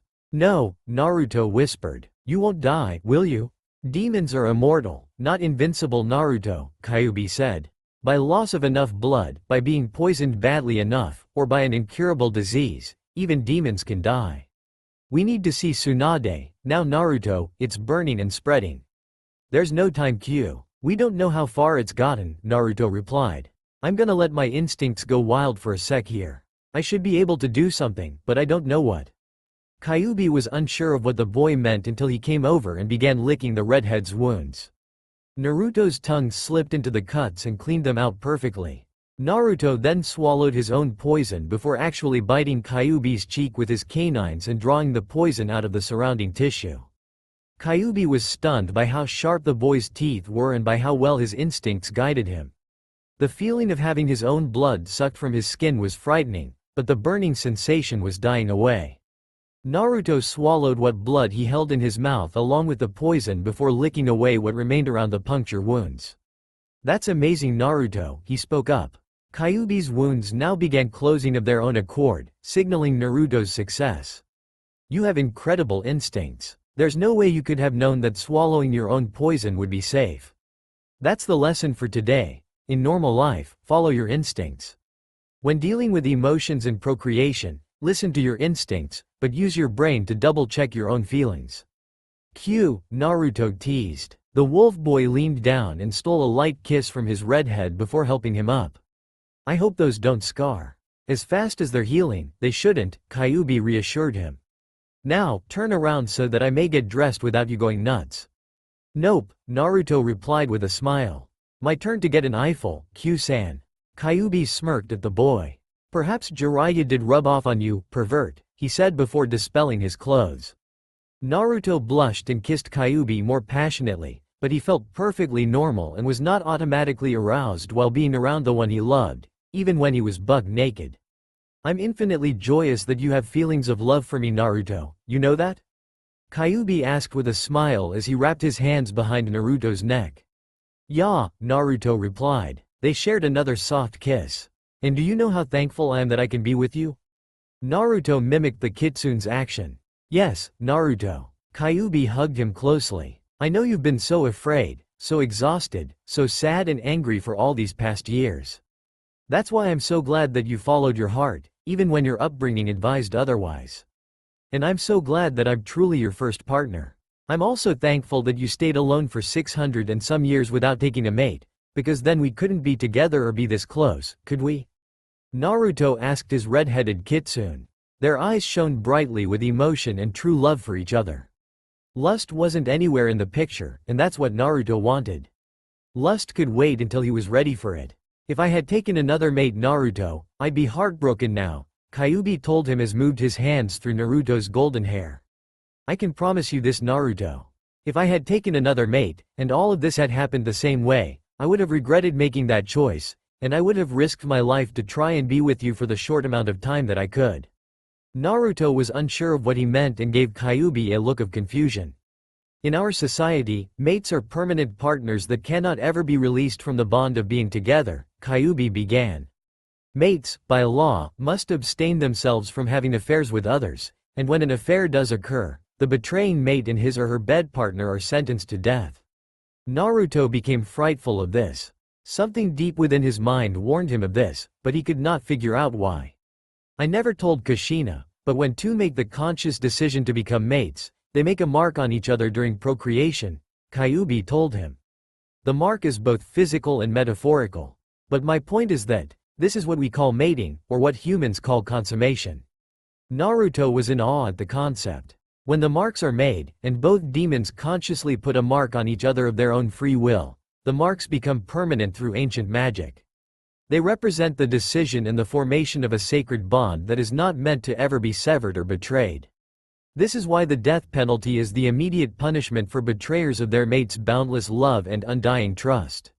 It is also the duty of other demons to keep mates from betraying each other. This is why the one whom with the betrayer procreates is sentenced to death as well. Kyuubi, you would betray another for me, even if it was Nibi? Naruto asked. Kyuubi lost his expression for a second before he cleared his throat to explain. Naruto, don't be jealous by what I'm about to say, because you haven't experienced what I have, Kyuubi told him. Naruto's eyes lost their shine, but he nodded. I loved Nibi deeply, and I would not take a mate unless I loved that person deeply enough. I tried to take Nibi as a mate, but she refused me. I will never forget her, because I do still love her, but she has moved on and taken a mate other than me. Naruto wasn't sure where Kyuubi was going with this, so he just kept on a passive face. My love runs deeply for the both of you, and, if Nibi were my mate now, and you alone, I wouldn't be able to live without having both of you close to me, Kyuubi said as he looked Naruto in the eyes. What I am saying, Naruto, is that I could not choose between you, that I would take both of you if I could. Naruto was slightly hurt by this, but he understood what he meant. But remember what I said about if the person you love rejects you? If he or she turns you away, either the person isn't ready, or he or she isn't meant to be with you, something that is decided by decisions in life and partially by fate. Naruto finally understood what the handsome Kitsune was saying. His love for both him and Nibi was endless, meaning that he couldn't choose one over the other. But he knew that fate would always play a role. Since Nibi rejected Kyuubi, Kyuubi and Naruto were allowed to become partners at the very least. After his eyes lit back up, Naruto and Kyuubi took each other's heads in their arms and began kissing like there was no tomorrow. Kushina opened the door to Naruto's bedroom to see the two embracing lovingly.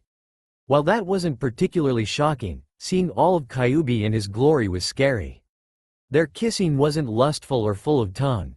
The movements gave no hint of them taking it further, and what was more, Kyuubi had no erection. Kushina was completely relieved, but this was still more than she needed to see. Naruto was in his funeral wears at the least, so Kushina had a small idea of how this came about, but she would never know the whole story. It would remain a secret between demon lovers. When the two finally came up for air and opened their eyes to look at each other, Kushina noticed how much emotion and love truly flowed between the two young men. Kyuubi may have been 600 and some, but he certainly looked to not be much older than Naruto, so it seemed natural enough. Kyuubi was the first to notice Kushina, because Naruto was distracted by looking at him, but he noticed a presence as well, hoping it wasn't his mom. They both turned with guilty and hesitant eyes while still holding each other close. I'm in trouble, aren't I? Naruto asked his mom. He couldn't make his eyes meet with hers because of how ashamed he felt by allowing her to see this. When he finally did look up, Kushina smiled at him.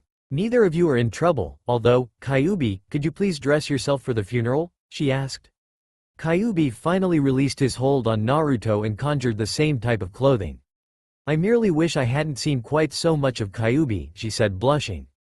Naruto, I love you, and Kyuubi explained everything to me. You're still my son. It doesn't matter to me if you love Kyuubi as long as he loves you in return. And he does, so I have no problem with you being intimate and kissing. Although, I would not want to walk in on anything beyond what I just saw.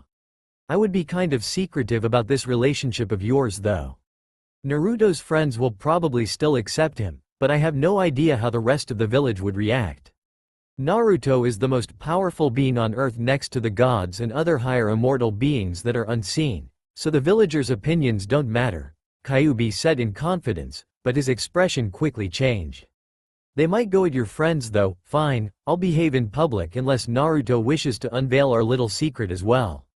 Thanks Q, Naruto said before grabbing his chin and kissing the redhead lightly on the cheek. Shall we be off? Naruto asked happily. Kyuubi and Kushina quickly followed him out the door. May I ask what exactly happened?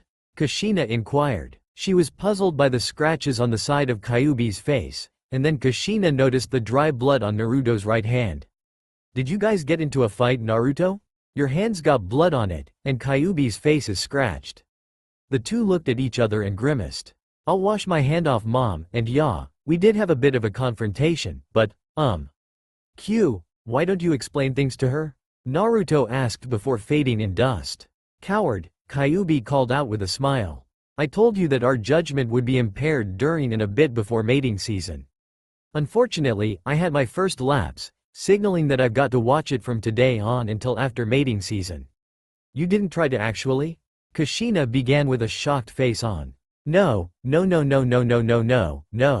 Kyuubi interjected, stopping Kushina in her tracks. Naruto was a lot more self-confident and open-minded than I would have guessed he could become in one day, so he wasn't embarrassed to change while I was in the room. I happened to be staring out the window thinking on the past when he dispelled his clothing. When I turned and saw him fully naked, I was instantly captivated and I kissed him more passionately than we agreed was allowed. Kushina had on a calm but serious look on. She nodded for him to continue. I didn't just shove my tongue into his mouth like some pig. I licked his bottom lip and basically asked, but I was controlling the whole thing, and I should have sensed his discomfort. He attacked you just because of that? Kushina exclaimed. Kyuubi shook his head. No, I took it one step too far altogether, one that contradicted what I taught him and what I had promised not to do, Kyuubi said shamefully. I didn't stick my hand anywhere, but I rocked my hips gently against his, making him afraid or disgusted enough to defend himself. It was only after he had sliced my cheek open that I realized I had lost control. Kushina wasn't angry with him. It was a very minor thing compared with what he could have done, but she still had a flat look on that showed her understanding of the situation. I'm done giving him the talk by the way, Kyuubi ended. Kushina was finally able to understand how he regained Naruto's trust, so she was now at ease. I'm the mother of a human-turned-demon going into his first heat with another male demon guiding him and being his lover of sorts. How lucky for me, Kushina said sarcastically. Thank you for helping him through this, Kyuubi, and I wish you two the best of luck with your relationship. And I thank you for trusting me with your son Kushina-san, he replied. Naruto suddenly returned in a blur with a clean right hand. Remember not to let anyone touch that mark on your forehead without giving your friends warning, Naruto. I'll be with you, but still.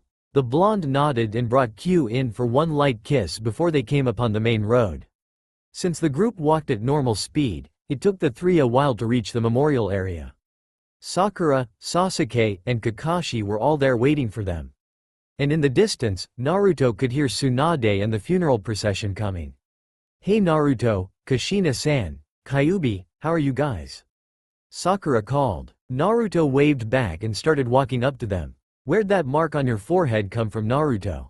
Sakura parted Naruto's hair to see a glittering snowflake. She touched it lightly with her index finger, making Naruto tingle all over. He stepped back and grabbed her hand lightly. Don't touch it, Naruto began. I got it after Kyuubi stopped me from rampaging that night when I was playing music to vent. As per how we're doing fine. He gave Sakura a quick hug. It had been a while since any of them could talk. Akatsuki had fallen a couple days before, but none of them had gotten the time to talk. Kakashi gave his trademark grin and wave, and Sasuke just exchanged looks of greeting with the boy. I still can't believe you got turned into a demon Dobi, Sasuke spoke with a smirk. You're so different, and yet, you're still the same guy. You never cease to amaze me, Naruto. And you're as impassive as ever, Sasuke Teme, Naruto retorted, receiving an irked look from Sasuke. Kyuubi smiled at how easily two friends could rile each other up. Sheesh, it's getting hot. I like that the summer weather returned, but it's gotta be 100 degrees at least, Kakashi said. I wish it would get cloudy and maybe even rain like it did at the third's funeral. Naruto looked up. My chakra's not making clouds, he asked in amazement. Maybe that problem's solved. Kyuubi tapped him on the shoulder before saying, that power is sealed in that snowflake of yours if you want to make it get cloudy. I wouldn't make it snow, but I agree with the snow-haired pervert. Some shade would be nice. Just will for the snowflake to release that power a bit, but don't let it go all out. Naruto did as the kitsune commanded, and by the time Tsunade came into view, clouds filled the sky, and the temperature dropped by 5 degrees. Thank you very much, Naruto-kun, Kushina said as she put away her little fan. They all fell in tow behind Tsunade, and in another 5 minutes, the temperature had dropped to 80, and they stood in front of the swirling flame statue. We stand here to celebrate the lives and mourn the deaths of those who died in the battle. 2.5 days passed, Tsunade opened. Letters have been sent to every family along with a small sum of money that was earned through donations. While it cannot by any means replace a lost family member, we hope that it can provide financial relief until that family can get back on its feet. Let us not forget what we fought for those days ago, the eternal peace between the shinobi nations, and to save the final 2 Jinchuriki from Akatsuki. Killer Bee went home to be with his family and to support his village after such a blow to its military, but Naruto stands with us today as a reminder that our efforts were not in vain, members of the numerous villages that stood with us. Naruto, Kyuubi, would you two please? They blurred several feet behind Tsunade and changed into their demon forms before she had even finished her sentence. Thank you, Tsunade said after turning around. Kyuubi, the 9-tailed fox, stands to my left, and his former Jinchuriki, Naruto, stands to my right. 2 great miracles occurred after Madara fell 2 days ago. 1. Kyuubi was released from Naruto without killing the boy. The other miracle was that Naruto was turned into the Jubi no Okami, the 10-tailed wolf. He stands here as both a dear friend of the alliance being formed and as the peaceful ruler of the Biju. Naruto has promised his efforts in keeping Biju and human relations peaceful, especially in the case of the Ichibi no Shukaku. And that promise remains steadfast, my allies, Naruto spoke up in his deeper voice. With Kyuubi as my mentor, I am learning both the Biju's history and their ways of life. Together, we will spare no effort in creating an everlasting equilibrium between the world of demons and the world of men. You may all pay your respects. We are building a second memorial with all 5 signs of the great shinobi nations where we will eventually place all of our dear comrades' bodies, unless some families wish to bury lost ones elsewhere. Tsunade began after nodding to Naruto in respect. The wall of this new memorial will have 2 names upon each brick to represent the ones who stood with us. And there will be a plaque made for each one who died. We have embalmed all of the dead bodies, so those who wish to bring loved ones back all the way to their countries do not have to suffer the smell of their loved ones rotting. May the battle of the 5 hidden allies never be forgotten by history, and may the alliance stand strong. Everyone cheered at the end of her speech, and Kyuubi and Naruto released a howl together. They then changed into their clothed human forms. Well said, Naruto, Kyuubi complimented before gesturing for him to leave with Kushina. Shall we leave then? He asked her. Kushina nodded before taking the 2 young men back to the Uzumaki mansion. Naruto waved at Kakashi, Sakura, and Sasuke before leaving. They all smiled back at him and waved the trio goodbye. Well done, Naruto, Kyuubi said before kissing him lightly. Did I forget to mention how beautiful you are when you're in your wolf form? Yes, Naruto began. And did I forget to mention how strong you look when you are in your fox form? Kyuubi laughed lightly and kissed the boy again. He knew how much Naruto cared, and he used his teasing perfectly. Okay, get a room you two, Kushina said with a smile. I swear, Naruto, you're as bad as most girls when they have their first boyfriends. It's cute, but it's cheesy too. Sorry mom, Naruto replied with a giggle before stealing a kiss of his own from Kyuubi and following her. I also need to stop my chakra real quick. Naruto stopped in the middle of the path and concentrated on resealing his powers. It was 60 degrees already, so now they all felt a bit chilly. It should warm back up soon enough once the clouds disperse, the blonde said cheerfully. It's nice to be back home, Kyubi said as he entered the house. Naruto, go change while I have a small word with Kushina, will you? Oh, okay Kyubi, he replied before walking upstairs. What do you want to talk to me about? Kushina asked curiously. Does it have to do with your fight? A bit, he replied. I had no way of knowing, but Naruto has developed poison glands at the bases of each nail. Kushina's eyes widened. When he sliced open my cheek, he went into a corner and started rightfully going on about how I betrayed his trust, but at the end, he asked if I was alright, because I was still bleeding. My chakra wasn't closing the wound, and when I sniffed the blood on my fingers, I realized he had used his premature poison by accident. This is dangerous, isn't it? Kushina asked in an even tone. She didn't seem frightened, but Kushina was concerned. What happens if he uses it accidentally on someone else? After this, could you ask Tsunade to come over and examine his claws? The redhead asked, receiving a nod in return. As I said, he defended himself out of fear or disgust, or maybe even both. I'm pretty sure the poison was released because of this. I do want to be absolutely sure though, because as he gets older, the potency will increase, and the time it takes for it to kill will decrease. If you get scratched before we are sure, have him clean the wound with his own tongue. Kushina was dumbfounded by this. That's what he did to clean the poison out of my cheek. After thoroughly cleaning the slices themselves, he used his canines to break into the surrounding tissue, and he drained this area too of poison. It might be terrifying to have your blood sucked out by your own son, but the poison's effects are still unknown, so we must be careful, because no antidote exists for a 10-tailed demon's poison yet.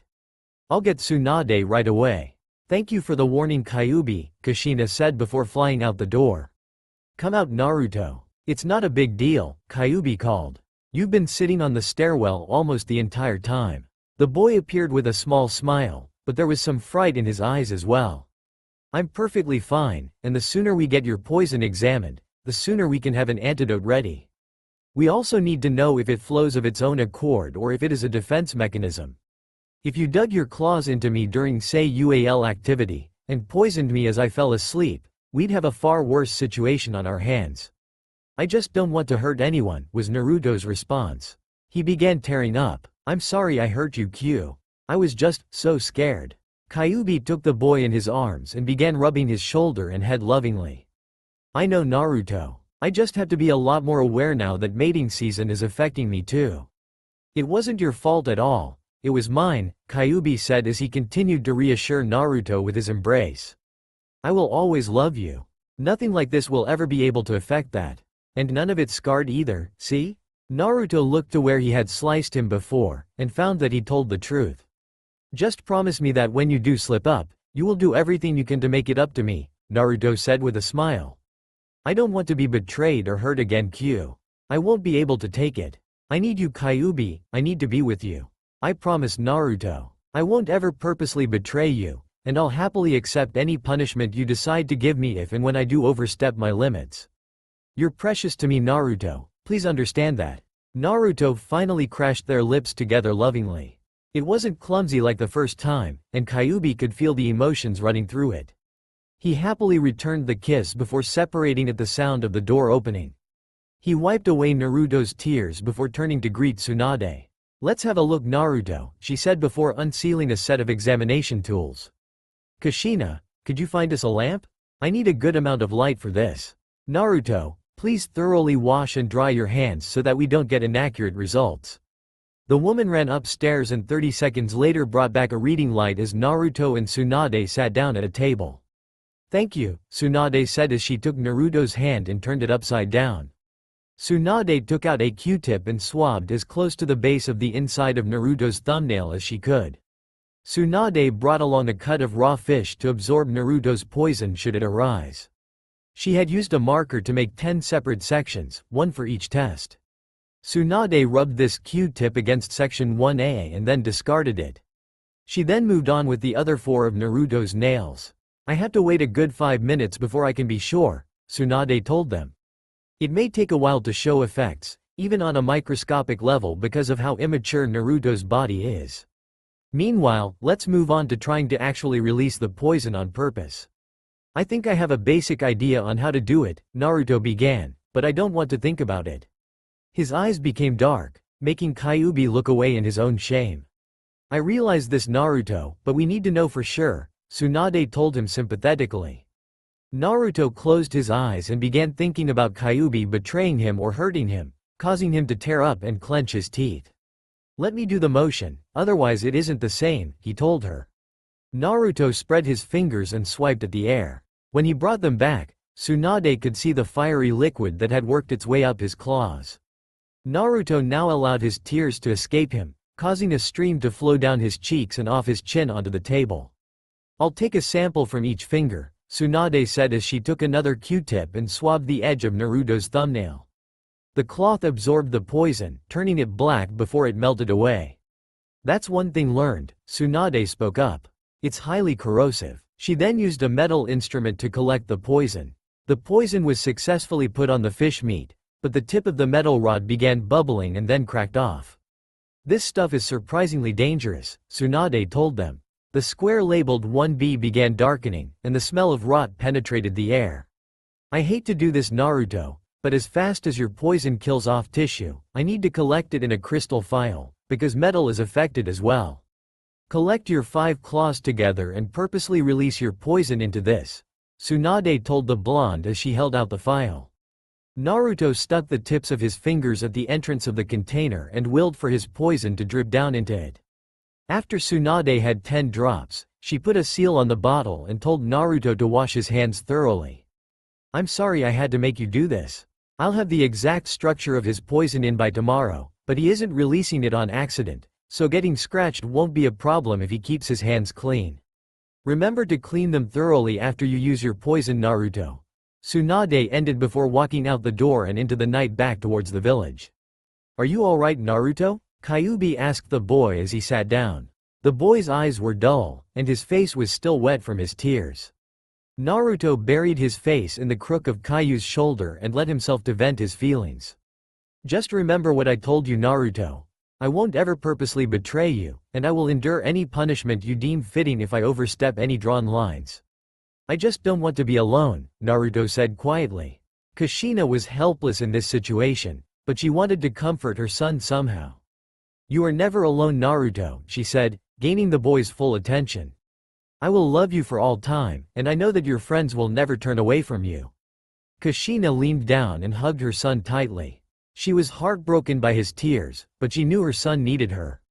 Your hug, it reminds me of Dad, Naruto told her as he smiled in wonder.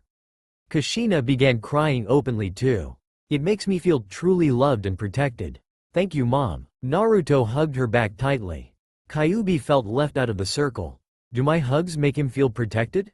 He asked himself. Or am I just not as special to him as his parents? He never knew his dad until Minato's ghost came from his swords, and he just now came to know his mother. I shouldn't be jealous, so why am I?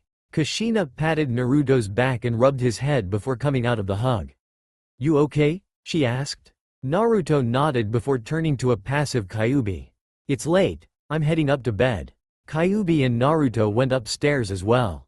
They headed into their shared bedroom quietly before shutting the door. Naruto? Kyuubi began. Naruto turned to him to listen. I want to know, when I hug you, do you feel protected and loved, or is it just passion? Naruto's expression dropped, and he looked away for a second. They do make me feel loved and protected, but it's just a bit different, he said hesitantly. I can't explain it, but I just have a different bond with my parents. I never knew them until recently, so I just feel completely safe and cared about when I'm with them. I know you care a lot about me, but I just feel accepted on a different level when I'm embraced by my parents. You were hated by humans for all of your life, I think I get it. Being embraced lovingly by humans gives you a sense of not being worthless, not being alone or as an outcast. Since you just became a demon, and since I was with you from the beginning, it doesn't seem quite as significant, the kitsune said with a smile. You do have a strong bond with me, but knowing you are loved by the ones who gave birth to you, even when the village discriminated against you, is one of your most precious pieces of knowledge. You do love me, but it's different than your love for your parents. You're so beautiful, Naruto, you have no idea. Kyuubi took Naruto's head in his hand before bringing the boy in for a kiss. A tear escaped Kyuubi's eye, and Naruto watched as it fell. "Q," was all he said before smiling and taking a kiss of his own. "I will never stop loving my parents, and I don't think I can stop loving you either, so never feel left out or less significant, because you aren't to me."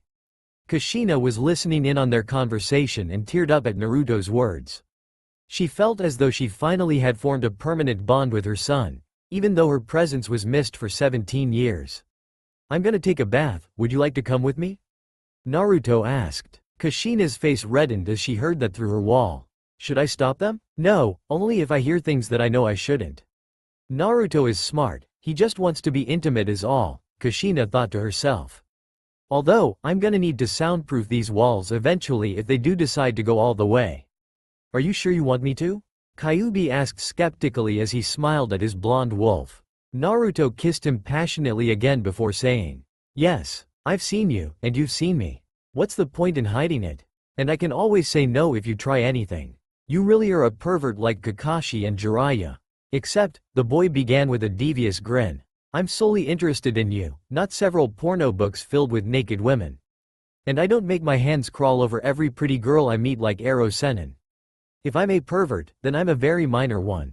"Touché," Kyuubi said before kissing his blonde deeply and taking him into the bathroom and shutting the door. On 3, Naruto and Kyuubi smiled and simply skipped the countdown and dispelled their clothes. "Kami," Kyuubi breathed before turning his attention to the tub. "It'll take a while to warm the water," he commented as he looked away from Naruto. "Not a problem, love," Naruto replied before creating a bunch of water with his own chakra. "My chakra should be enough." Naruto tossed a small fireball into the water, causing it to steam up. He tested the water with his hand. "Try for yourself. I'm heat resistant, remember?" Kyuubi dipped his hand in to realize that the water was absolutely perfect, just like Naruto. He picked the blonde up swiftly, taking him by surprise as the redhead carried him into the rather large round tub. Kyuubi kissed him lightly before placing Naruto into the water. Since he could now control his powers, Naruto didn't instantly freeze the whole thing. The water remained steaming hot. Naruto could see Kyuubi's growing erection, but he could still control his own urges, a good sign. Kyuubi's erection was rather large in Naruto's opinion, so he was a tad shy. "Now remember Q," Naruto teased as he tapped the man's nose. "No foul play." Kyuubi blushed and splashed Naruto lightly. "And no purposeful teasing, Naru-kun," Kyuubi added. "Wet your hair. I know how to handle washing unruly long hair." Naruto smirked. "My hair may have grown pretty long, but it isn't unruly." He looked down into his own reflection embarrassingly. "Oh fine." Naruto dipped himself completely below the water. The bath could better be described as a pool. It was 4.5 feet deep for Pete's sake. "I might cut off an inch," Naruto said as he resurfaced. Kyuubi held a bottle of Naruto's honey lemon shampoo in his hand. "Now come over here so I can untangle and lather it," Kyuubi commanded. Naruto turned around and allowed Kyuubi to work. The fox's claws were perfect for getting out even the tightest of tangles, and Kyuubi was very gentle. It took about 5 minutes for him to finish his work, but the kitsune didn't complain. The water began to cool, so Naruto tossed a smaller ball of fire into the center of the pool, heating it up further than before. Kyuubi wasn't scalded, but this was almost too hot. "Not any hotter or I'll get burnt, and we don't want that, do we, Naru-kun?" Kyuubi asked as he leaned over Naruto. "Okay Q-san, and thank you for the nickname. I like it," Naruto replied with a smile as he kissed his lover lightly.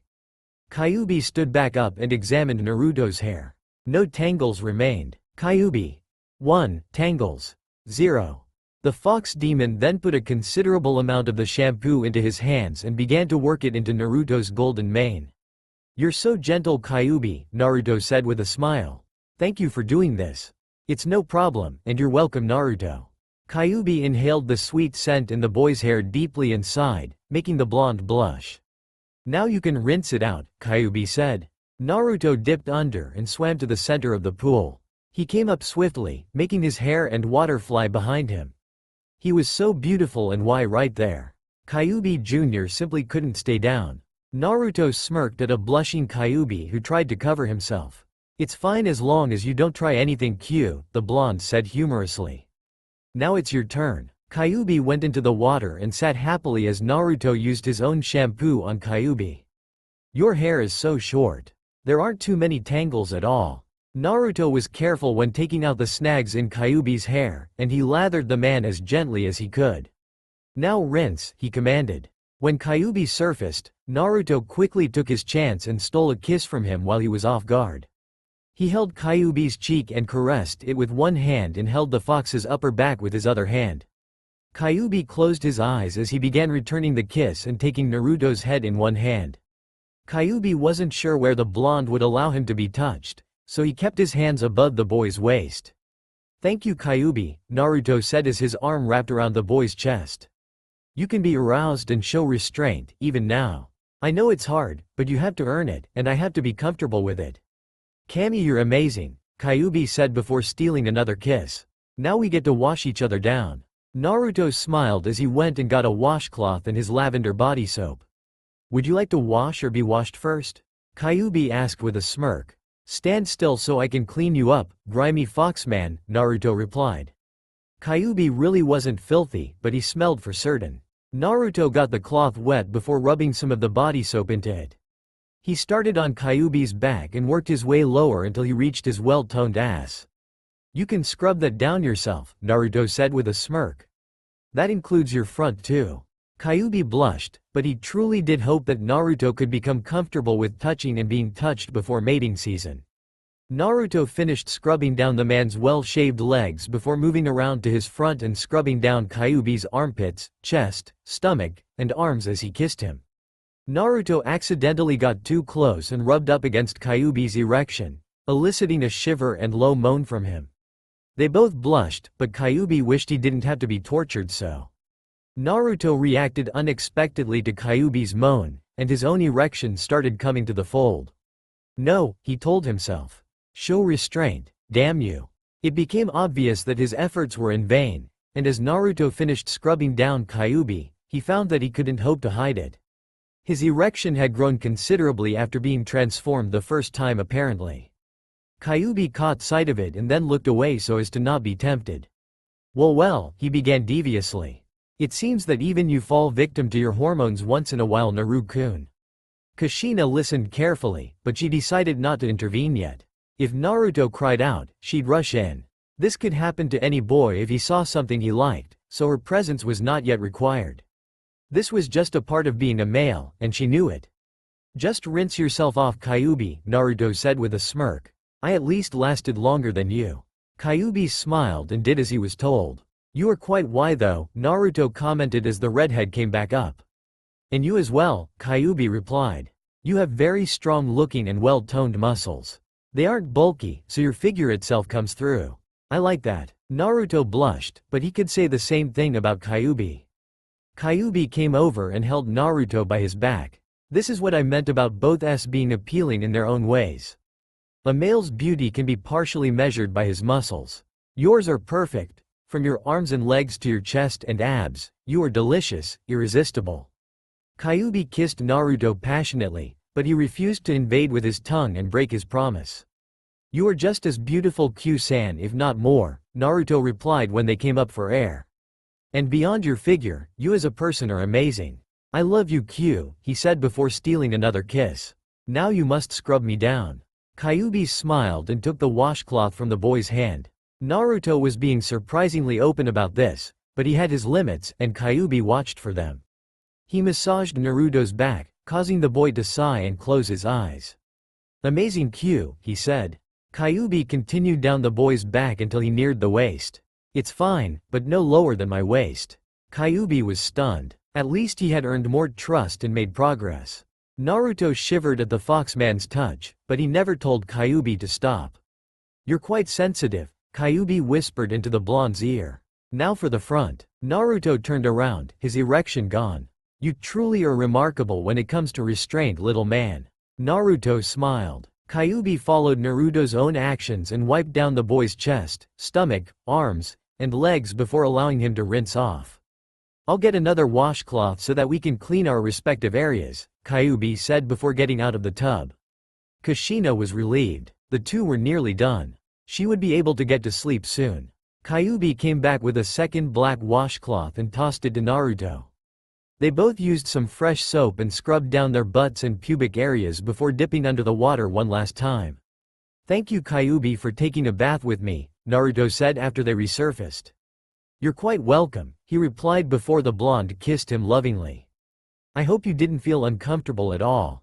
Naruto shook his head. "Just make sure to always tell me if I overstep it, because you are a lot more open than I thought you might be." "You did fine, Q," Naruto told him. "I'm just not confident about being that intimate. I mean, those areas are personal in both our societies, no?" Kyuubi nodded. "We'll get there, just not right now. Shall we get some sleep?" "I am a bit tired," Kyuubi said. Naruto dispelled all of the hot water before getting a single towel and drying himself and Kyuubi off except for their areas. These they each did themselves. "Shall I dress?" "Pants, yes, but I think your abs are quite attractive," Naruto said before conjuring pajama pants for himself. Kyuubi followed his lead, and the two crawled closely together in Naruto's bed. Kushina finally fell asleep as the two silently nuzzled. Naruto allowed his hands to examine each little bump and curve in Kyuubi's abdominal muscles. They were strong, but cute as well. Kyuubi ran his own hands down Naruto's shoulders and arms as he kissed Naruto. He avoided the boy's S, but Kyuubi examined the boy's abs as well. "I love you, Q," Naruto said before they fell asleep in each other's arms. "Good night, Naru-kun," Kyuubi responded before dozing off. Uzumaki Mansion. Kyuubi and Naruto had fallen asleep shirtless, and they held each other close in their sleep, but Kyuubi was covered in a cold sweat. Now he was the one having nightmares. In his dream, he had completely lost control and taken Naruto completely against his will. It was horrifying to watch. Kyuubi had used several suppression jutsu to keep the blonde from running, but what made Kyuubi squirm in disgust and horror was the fact that Naruto was screaming and crying. As he finished, Kyuubi bit down on the junction between the boy's neck and shoulder, drawing blood and tearing skin as Naruto's wailing peaked.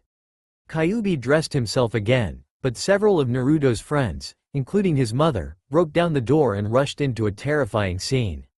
With the smell of procreation in the air, Naruto naked and covered in blood, and the boys' bonds, the cause was obvious.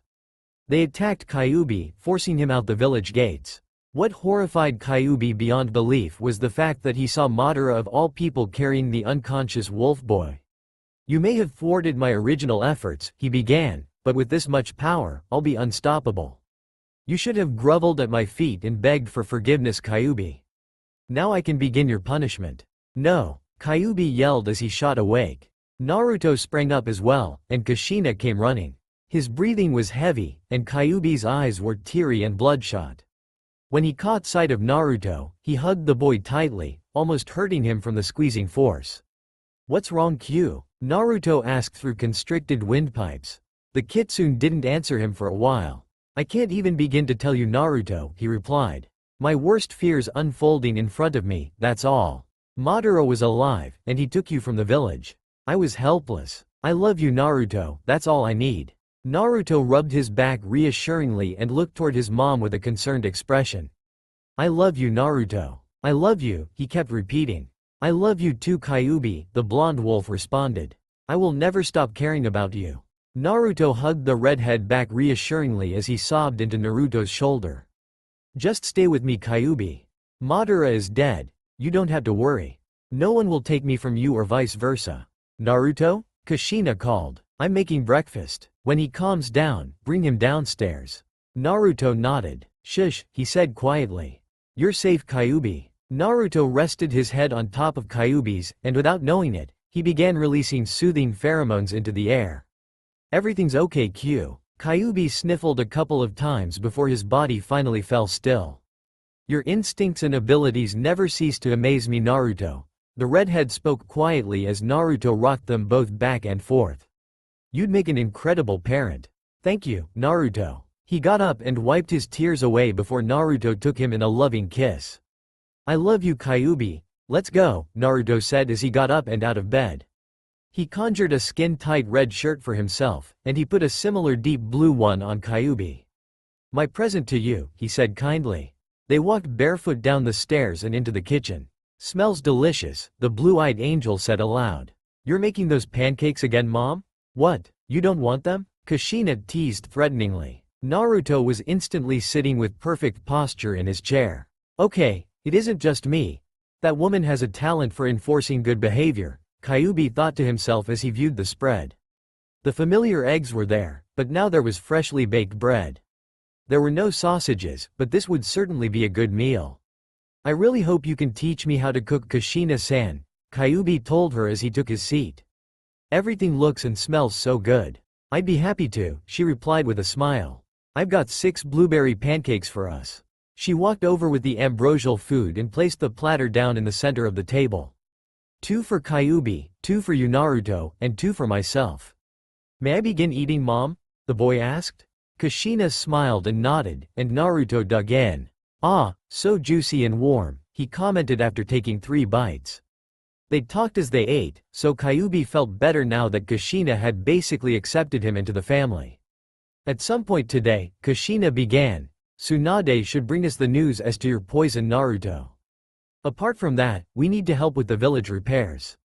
The villagers are sad that their homes were destroyed, but they don't seem to hate you anymore, Naruto. I bet I could still find one person in the village who outright hates me, but I don't care, the blonde replied as he sat blissfully in his chair, all of the flavors of the meal swimming through him. It is my fault that the village got wrecked, so I hope that we can get past this soon. We can use this as a way to distract ourselves during mating season, Naru-kun, Kyuubi suggested. Kushina scowled inwardly, but the nicknames were inevitable. Including today, we have 11 days left, so there is no rush.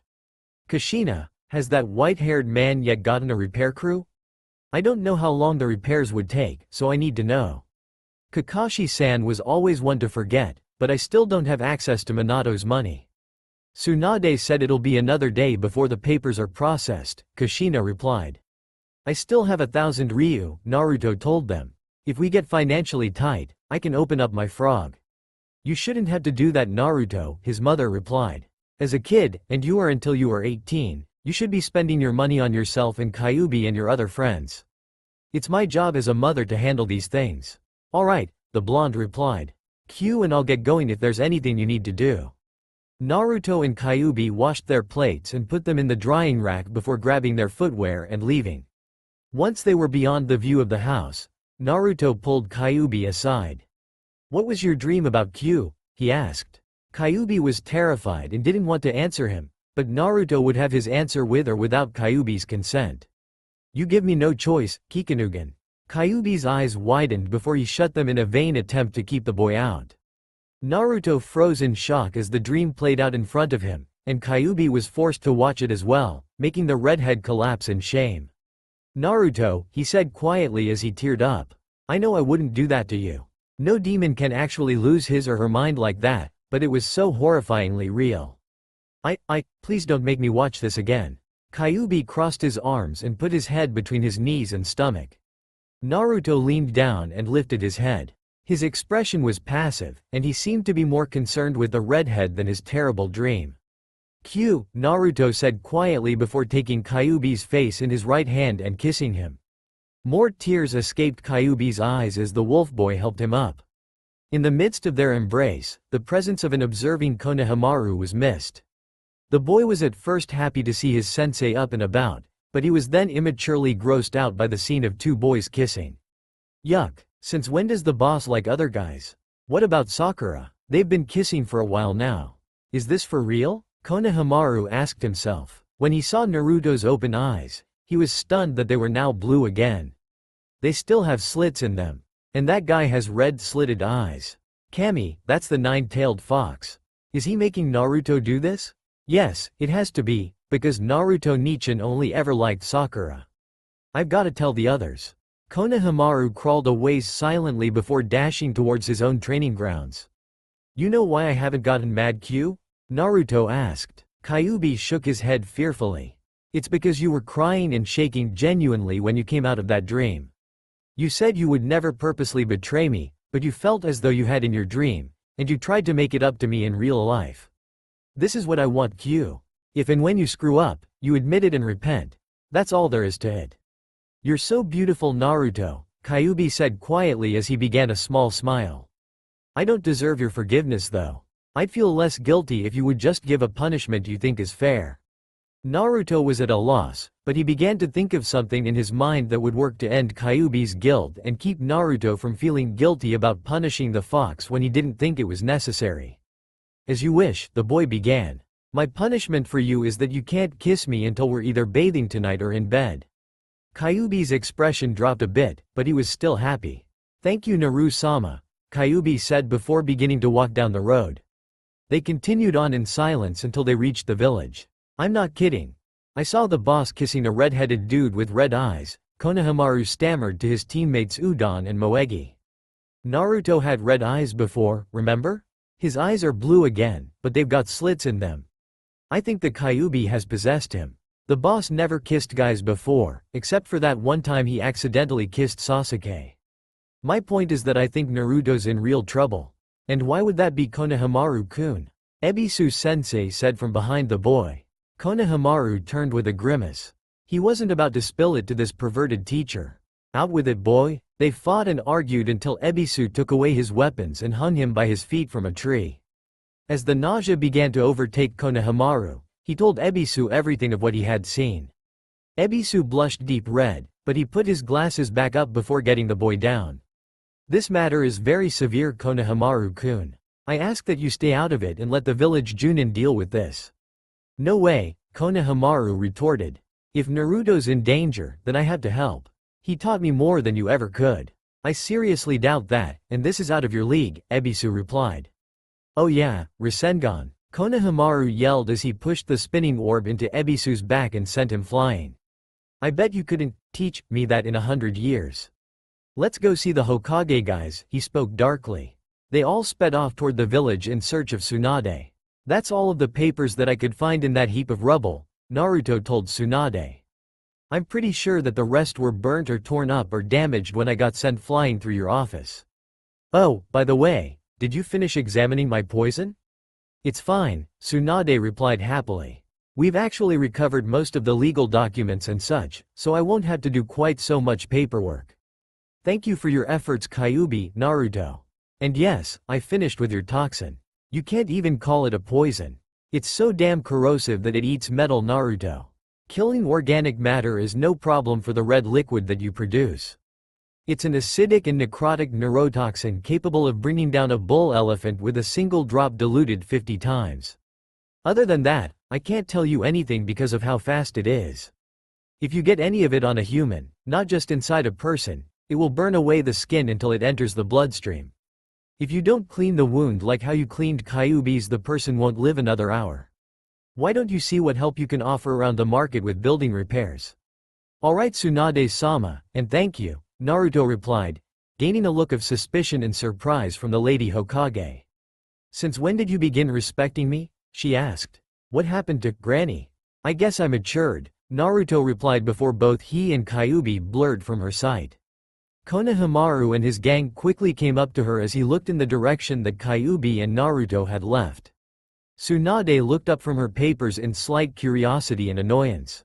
What do you want Konohamaru? She asked. The boy turned to her with a serious and kind of frightened look on his face. Granny, he began in the same way as Naruto. I saw Naruto and that redhead before. I think he's the Kyuubi. Of course he is Udolde, Tsunade thought to herself. Konohamaru leaned in closer and whispered, I think the Kyuubi possessed Naruto. Tsunade kept on a serious look, but she laughed hysterically on the inside. Thank you morning entertainment, she thought to herself. The thing is, I saw Naruto kissing him on the lips. Tsunade's expression dropped. Damn Konohamaru and his curiosity and devotion to Naruto. A couple of Chunin had heard the boy, but they didn't show it as they walked on by. Naruto had a crush on Sakura. I'm not dumb enough to miss that, and Naruto never liked guys that way last I knew. And the only other time he kissed a guy was that accidental time with Sasuke. The boss isn't himself, and that red-headed dude is the reason. Tsunade had a terrified look on her face, but not for the same reason. Konohamaru, you'll reveal everything darn it, she thought to herself as the 13-year-old looked at her. I'm gonna keep an eye on him, but what if the Kyuubi attacks Hokage-sama? Get some Anbu together and find a way to get the two separated and capture the Kyuubi. Konohamaru and his gang then walked off to the market, planning out how they would get rid of the Kyuubi. It's not like Konohamaru and his gang can do anything to Naruto or Kyuubi. They'll learn soon enough, Tsunade thought to herself as she organized the papers into several stacks. Naruto and Kyuubi sent shadow clones throughout the area asking what everyone needed help with. It ranged from carrying heavy things to actually helping rebuild structures. Konohamaru, Udon, and Moegi all stayed out of sight. I taught you guys how to do Rasengan, Konohamaru began. But I think we'll need more than just one to bring the Kyuubi down. If we all strike at once, I think it will be enough, but we need to make sure we have a clear shot, and it has to be when there aren't any clones to mistake him for. And what if a Rasengan combination isn't enough, Konohamaru? Moegi asked. He killed many of our best ninja 17 years ago. He would probably kill us if he survived. It'll work. It has to work. The boss will be so happy when he isn't under the fox's influence anymore, Konohamaru said confidently. The group watched silently from a hiding place on a roof. They had become very talented at hiding their presence, so none of Naruto's or Kyuubi's clones took notice for 3 whole hours. Hey, they're heading into the woods, Konohamaru told his teammates. Let's go on ahead of them and set up. The three went silently and quickly as Naruto and Kyuubi walked on. I'm glad that the village is getting back up so quickly, Naruto commented. It's all because of our help though, Kyuubi replied. Well, more yours than mine. Kyuubi was now craving to kiss the blonde wolf boy, but he would remain true to his word and endure the punishment Naruto had set up. As the two came deep enough into the trees, Konohamaru gave the signal for his team to attack. Rasengan! All three of them yelled as they jumped at a surprised Kyuubi. They all made contact, and Naruto jumped back a ways. Give us back the boss, Konohamaru yelled as he focused his chakra harder. Kyuubi had on a look of surprise, and Naruto had a look of fear on. Rasengan try attack. Kyuubi became engulfed in light for a second, but then the group's chakra faded. No way. It didn't even scratch him, Konohamaru said fearfully. He drew a kunai and swiped at Kyuubi only to be stopped by Naruto holding him by his scarf. What are you three doing, Konohamaru? He asked. Konohamaru turned to see a completely emotionless face. Why did you attack Kyuubi with the jutsu I taught you? He asked with a bit of anger, making Konohamaru shrink back. Moegi and Udon watched in fright. Kyuubi had not even moved yet. Wake up, Naruto! Konohamaru yelled. Since when do you like other boys? Think about it. You've been possessed. Naruto quickly put his hand over Konohamaru's mouth. I know what's going on, and Tsunade kept this from you. Every genin team was brought out of Konoha in advance to Akatsuki's attack, Naruto began. I don't have the time to tell you everything, but I'm a demon now. Konohamaru's eyes widened. I'm not what you think a demon is though. Let me show you. Naruto threw Konohamaru into the air before changing into his wolf form which towered above the trees. The boy landed on Naruto's head. Naruto? Konohamaru asked. I'm the king of the Biju now as the 10-tailed wolf, and you already figured out that Kyuubi is out. He was released after my battle with Madara, and as you may have guessed, he hasn't attacked. He's on our side, Konohamaru. I know you won't understand, but we're in love. Q, come on out. The red-furred fox appeared with a happy face on. Konohamaru, Moegi, Udon, meet Kyuubi. Whoa, hold the phone, Konohamaru began. You fell in love with Kyuubi, with a guy? As I said, Naruto began in his new voice. I don't expect you to understand, but have Tsunade explain some things to you. Mom is expecting me back soon, so I've got to go. Naruto put Konohamaru in a tree before running off for his house without changing back into a human. Kyuubi followed him in the same fashion. I know you told me not to kiss you, Kyuubi said aloud. But can I feel your fur while in human form please? Kushina and Sakura both said it was super soft and warm. Okay, Naruto said as he slowed down and stopped. The Uzumaki mansion was in view, but it was a ways off. Kyuubi transformed into his human form and rode on the wolf's back. They weren't kidding, Q yelled as the wind rushed past him. It keeps changing color, but it's so soft and smooth. I kinda wish our bed was made of this. Don't even think about it, Naruto said as he went into his human form, effectively dropping Kyuubi out of the air. Come on, I'm getting hungry for dinner. Kyuubi landed on his feet, which were now sore from the impact. It was at least 50 feet down. Naruto saw the lights on inside the house, and he saw people walking around in the kitchen too. Mom's got company. The two walked into a very tense scene. Kushina was sitting at the table with a terrified look on her face, and 5 ninjas stood across from her. They turned and smiled deviously at Naruto and Kyuubi. "What's going on, Mom?" Naruto asked. The 5 giggled and turned towards him. Kushina remained motionless. "Your mommy's stunned now that she knows you've been a bad boy with the Kyuubi, little gay demon whore," the leader said. Naruto was both shocked and enraged by their words. "Ah, the little fag is hurt by this? Go ahead, tell her the truth. You sold your body to the fox demon so you wouldn't attack the village, didn't you?" he accused the blonde. "If you value your skin being attached to your body, you'll leave right now," Naruto said in a flat voice. "No one cares what a gay slut like you says," the shortest one scoffed. Naruto's blood boiled, and his eyes flashed red before Naruto closed the distance between them and took the man by the neck. Kyuubi put his arm on Naruto's and shook his head warningly. "Peace between humans and demons, my ass," another one scoffed. Naruto's expression changed to one of shock. "No," he thought to himself before placing the one fearful man in his hand down on the floor. "Humans can't live in peace with demons, it wouldn't be right. All demons do is attack and, in this case, seduce humans. Why should we leave you evil wretched things alone? Not only did you betray our race by becoming a demon, but even chose to have with a demon, a male demon no less. You will leave this house and never return," Naruto commanded. His chakra was beginning to surge through the air as his anger rose. "Just admit you're a faggot who sold his body to the demon and we will," the leader said. 10 chakra tails suddenly appeared as Naruto turned with the Kikunugan activated and his mark glowing red. "Oh Kami, leave," Naruto roared in his demon voice. A white light flashed from his eyes and the mark. When Kyuubi could finally reopen his eyes, he saw Naruto crying, and the 5 men each had glowing eyes as they walked out the door. Kushina had her eyes closed, but her lips formed a small smile. "I played the part of stunned mother, but I know you two didn't do anything except kiss," Kushina said as she opened her eyes. "Are you alright, Naruto?" The boy shook his head.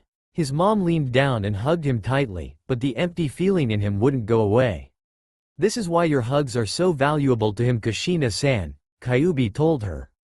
"After being shunned by humans for so long, you accepted him readily. That is very precious to him, and it is a bond you must protect. He has the heart of a human, your heart, but he was considered a demon long before a month ago. This is something that only you can do for him, and that is that you can help him feel like he is loved and not worthless." "Oh Naruto," she said quietly. His chakra had stopped flowing outward, and he was crying. Kushina began singing her lullaby to him, and Naruto's crying began to cease. Kyuubi was brought to tears however. He would never be able to be this close to Naruto, even as a mate. Parental bonds, which Kyuubi lacked altogether, ran far deeper than he could hope to see. "This is why I wanted your relationship to be kept secret," Kushina told them. "If no one had found out for a long time, it wouldn't have been as significant a revelation. Now look at what's happened." Naruto was finally asleep in her arms. "I know in my heart that you would never leave him, Kyuubi, but Kami help you if you do." "It's okay Mom," Naruto said as he blinked awake. "I just can't believe how angry I was. I wasn't sad or disgusted by what they said as much as I was afraid of my own rage."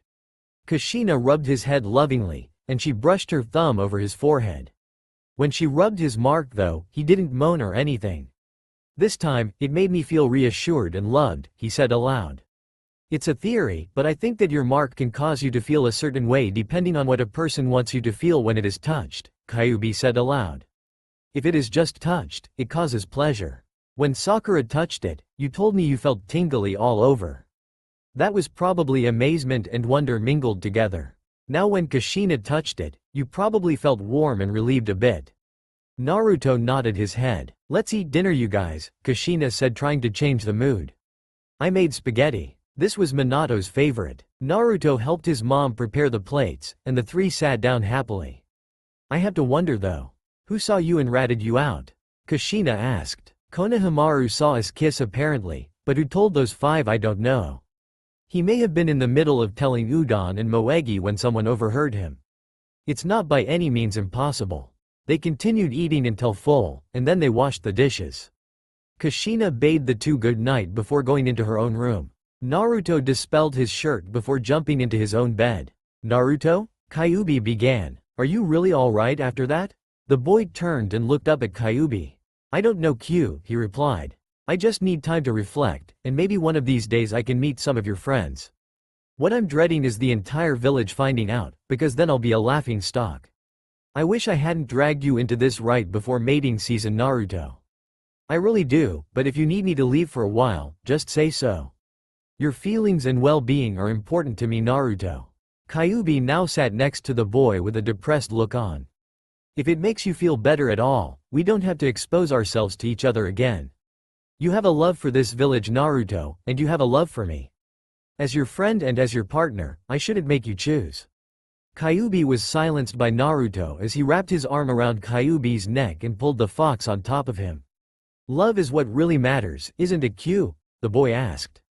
"I love you, Naruto, and you love me, but if your love for me is wrecking your life, I should go somewhere else until things quiet down," Kyuubi replied.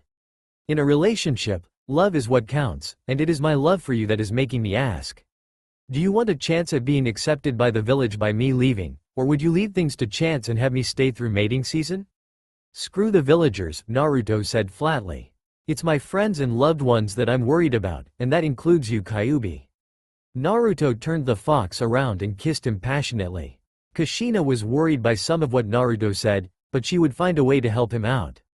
As his mother, this was her responsibility. "If the village turns against you and me, I'll remind them of the treaty we had all agreed to," Naruto told his kitsune. "For now, let's just enjoy the time we can share." The boy connected their lips once again, but this time, he licked Kyuubi's bottom lip lightly as he kept his eyes open. His redhead looked back at him questioningly. "I trust you, Q," was his response. They locked lips and Kyuubi licked the wolf's bottom lip, asking politely for entrance. Naruto obliged, and Kyuubi pressed the blonde's tongue with his own, inviting Naruto in for a battle of dominance. They wrestled violently before breaking apart, panting heavily. "Kami Q," Naruto began. "That was fun. You're not bad at all when it comes to kissing," Kyuubi replied before nuzzling the boy and crashing their lips together again. The redhead won dominance in the kiss, but he didn't simply take free range of Naruto's mouth. They each got to spend time in the other's cave. Kyuubi's fangs and Naruto's had cut the other's tongue once, so iron became the main flavor. "We'll have to be careful about that in the future," Kyuubi told him. "I love you, Kyuubi," Naruto told him before taking a final light kiss from the man. "I love you too, Naruto." They traced each other's bodies lightly before falling asleep. Over the course of another 5 days, the market had been rebuilt, Konohamaru had been taught about what happened the days he was away from the village, and the looks and whispers aimed at Naruto had become more and more prominent. What was either better or worse, Naruto went to bed feeling exhausted and flushed. He and Kyuubi were about a week away from fully fledged heat, and there was just no way that a repair crew was going to get to work on Naruto's other room.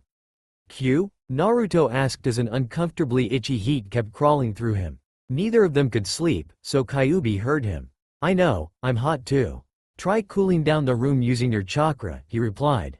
They were both sweating above the covers, and it was already past midnight. "I don't care if you make it 30 degrees in here. Just keep chilling it down until you're comfortable. Heats don't affect me as much, so I'll be fine even if I'm still a bit uncomfortable."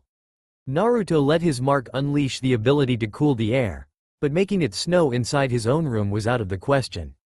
Another hour later, both of the boys realized it was useless. The air temperature had dropped by 10 degrees, but they were both still breathing heavily and sweating. "I know this completely destroys the purpose of not being tempted, Naruto," Kyuubi said. "But the inevitable truth is that our bodies know that we are near each other. I am casting a jutsu on myself to keep my hormones in check, but you won't like this. Just tell me how to stop this," the blonde moaned. "Take off what remains of your clothing," Kyuubi replied. Naruto was partially afraid of what this might do, but he was desperate. "Control your urges as best you can, and I don't care if you have to relieve yourself. Use the method I showed you if you must, Naruto. Since our bodies are after each other, we're gonna have to look at each other to shut them up. Just keep your eyes from trailing south, and you'll be fine. I'm gonna keep myself under control as best I can, but Kushina will wake up if she hears us doing things. Don't be afraid, Naruto. You can trust me and your mother. They both hesitantly dispelled their pants, leaving themselves fully exposed. Both turned simultaneously with fearful eyes. Within seconds, their discomfort began melting away. Thank heavens, Naruto breathed. They finally drifted off to sleep at 1:30 in the morning. As tired as the two were, they slept in until 10, making Kushina worry. She heard deep breathing from within Naruto's room and began opening the door. Her face paled, and she was shocked at the sight of both her son and Kyuubi exposed completely. Kyuubi was awoken by her coming in, and he rubbed his eyes. "Oh Kami," he began. Kushina stared in horror. "We didn't do anything, Kushina, rest assured. This was highly unexpected, but Naruto and I have begun experiencing our respective heats. What frightens me is the fact that they're both so strong. We didn't manage to fall asleep until past midnight." Naruto tried to cool the room down by using his chakra, but he didn't want to make it snow. After he dropped the temp by 10 degrees, we both realized it was pointless. "Kushina, I hate to say it, but our bodies are calling to each other so powerfully.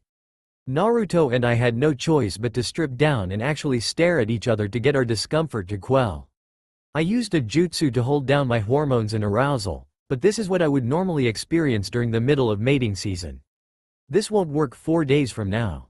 Either I have to leave the village for about a month, effectively leaving Naruto alone, or he has to become secure enough with me and trust me enough to not hurt him during procreation by then." "Just clothe yourself, Kyuubi," Kushina replied. "As long as I know I didn't fail you too, I don't care that you have to sleep naked. As per your options, it does look bleak, Kyuubi. Naruto is frightened by all of this. We both know that we can't force him, but he would be depressed leaving you out in the wilderness. Kami, what are we going to do?" Kyuubi yawned out of sleepiness. "Hope for the best," Kyuubi sort of commanded. "I need to take a shower. Carrying those bricks yesterday took more of my energy than I thought it would. And along with last night, I've sweated a ton." Kyuubi simply walked into Naruto's bathroom and shut the door. Kushina looked back at her naked son. He was beginning to sweat, and his body was becoming flushed. Kyuubi wrapped a towel around himself and walked back into the room once the familiar feeling came back. "It's happening to him too, isn't it?" he asked. Kushina nodded. "The fates curse me. This is about the worst possible situation," he said before sitting down next to Naruto. "We've been bonded. You don't mean like you guys somehow took each other as mates, do you?" Kushina asked in terror. "No, that would actually be almost better, because this wouldn't be happening," Kyuubi replied. "When demons become bonded before or during heat, they have to stay within a certain vicinity of each other in order to basically remain sane and comfortable. In other words, we're gonna have to shower, bathe, sleep, and basically remain together all the time through mating season." Kushina was terrified. "Naruto won't like this at all," she said. Kyuubi shook his head. "And with the entire male population in the village against you, Kami help you guys. I think I know where we can go that we will be happily welcomed," Naruto said as he got up. "Oh shit," he said as he covered himself with a pillow. Kushina giggled, and so did Kyuubi. "Where would you go?" Kushina asked him curiously. "We can pay a visit to Gaara and the Hidden Sand Village," Naruto said cheerfully. Kushina wasn't very happy though. "That's so far away, Naruto-kun," she complained. "You'd be in the company of good friends, but I'd miss you for almost a whole month. All of your friends would too. Unless you want to come with us to the land of spring, Mom, I've got no other options," the blonde replied. "Geez, I'm sticky. We could stay until the day mating season begins, but past that would be almost dangerous, Kushina-san," Kyuubi told them. "The desert at night gets very cold, and we can more easily set up a soundproofing jutsu in a stone building. In other words, the air there would probably help us stay relieved of our heats, but if Naruto decides he is ready, then we can fully soundproof our room so as to not alert the entire village to our activities. If there really is no other way, then I guess I can only wish you the best of luck," Kushina said with resignation in her voice. "You both need a shower," she said as she held her nose. The boys didn't actually find the smell to be obnoxious. They almost found it to be arousing. "Alright," Kyuubi said as he yanked Naruto up by the arm. "We'll be down in say 20 minutes at most." Naruto dropped his pillow, making him blush as the two walked into the bathroom and shut the door. Kyuubi put his towel down on the counter and turned on the cold water. Both boys could smell the other's arousal. Naruto's body was reaching complete maturity. It was 4 months until his 18th birthday, so his demon-influenced body began producing the pheromones normally used to attract a mate, and they had Kyuubi hung. Naruto was also being affected by Kyuubi's smell. It was musky, but so profoundly attractive. Images ran freely through his mind, but he refused to give in. "I'm finding this difficult, Q," Naruto told him. Both of their erections had come out, so they were in the same boat in multiple ways. If it's natural, then why are these thoughts so strong to the point they actually have a slight hold over me? It is the way of nature, Naruto, and we demons are highly attuned to nature, another way that humans abandoned, Kyuubi told him. "Come on. The sooner we get through with this shower, the sooner we can dress and go about our business." Naruto stepped hesitantly into his cold shower. The waters were very soothing to his flushed skin. "I could only find one washcloth, Naruto," the redhead told him as he stepped in and closed the door. "Let me get your hair done real quick." Naruto and Kyuubi each did the other's hair carefully, but now came the slight problem. "I don't freaking care, Q. Just hurry when you're in that area," Naruto said with tears in his eyes. "Naruto, you're afraid," Kyuubi said. "Naruto, don't force yourself. That's the whole point of me being careful, so as to not traumatize you." "Really, Naruto, if you're that afraid of losing it because I touch you there, then wash yourself, please. I just don't want to offend you, but I'm so unsure of myself." I, Naruto told him. Kyuubi caught the boy as his knees gave out. So much fear was coursing through the boy, and Kyuubi could feel it. He was afraid to try, but he wished deep within himself to make Naruto feel safe as he traced his thumb over the snowflake mark on the young man's head.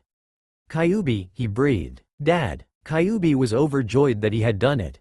Naruto had mentioned his father, so he had to be feeling better and protected.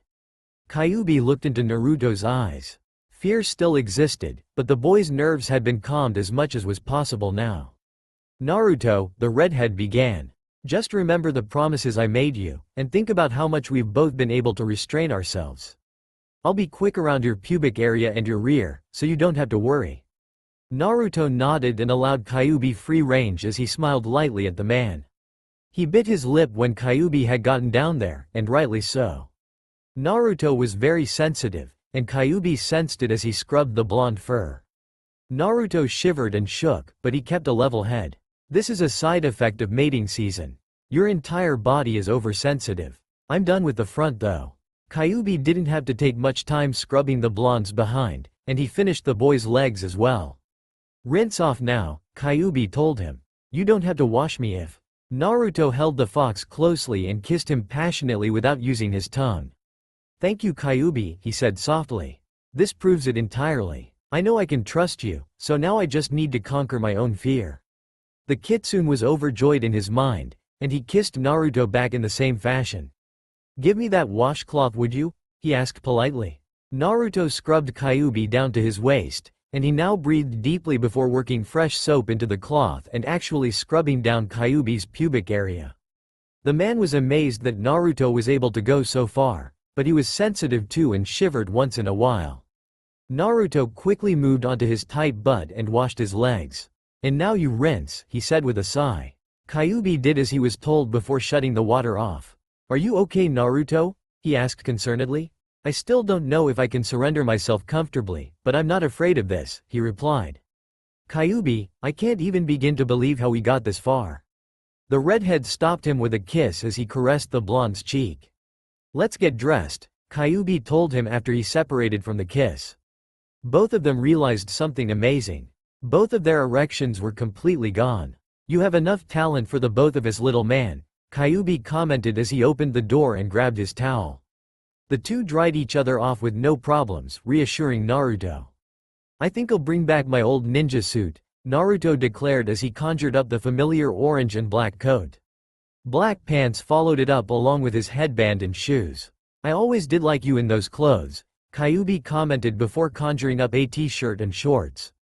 They kissed lovingly before going downstairs to a frantic Kushina. "You don't have to make us a giant meal every day, Kushina-san," Kyuubi told her.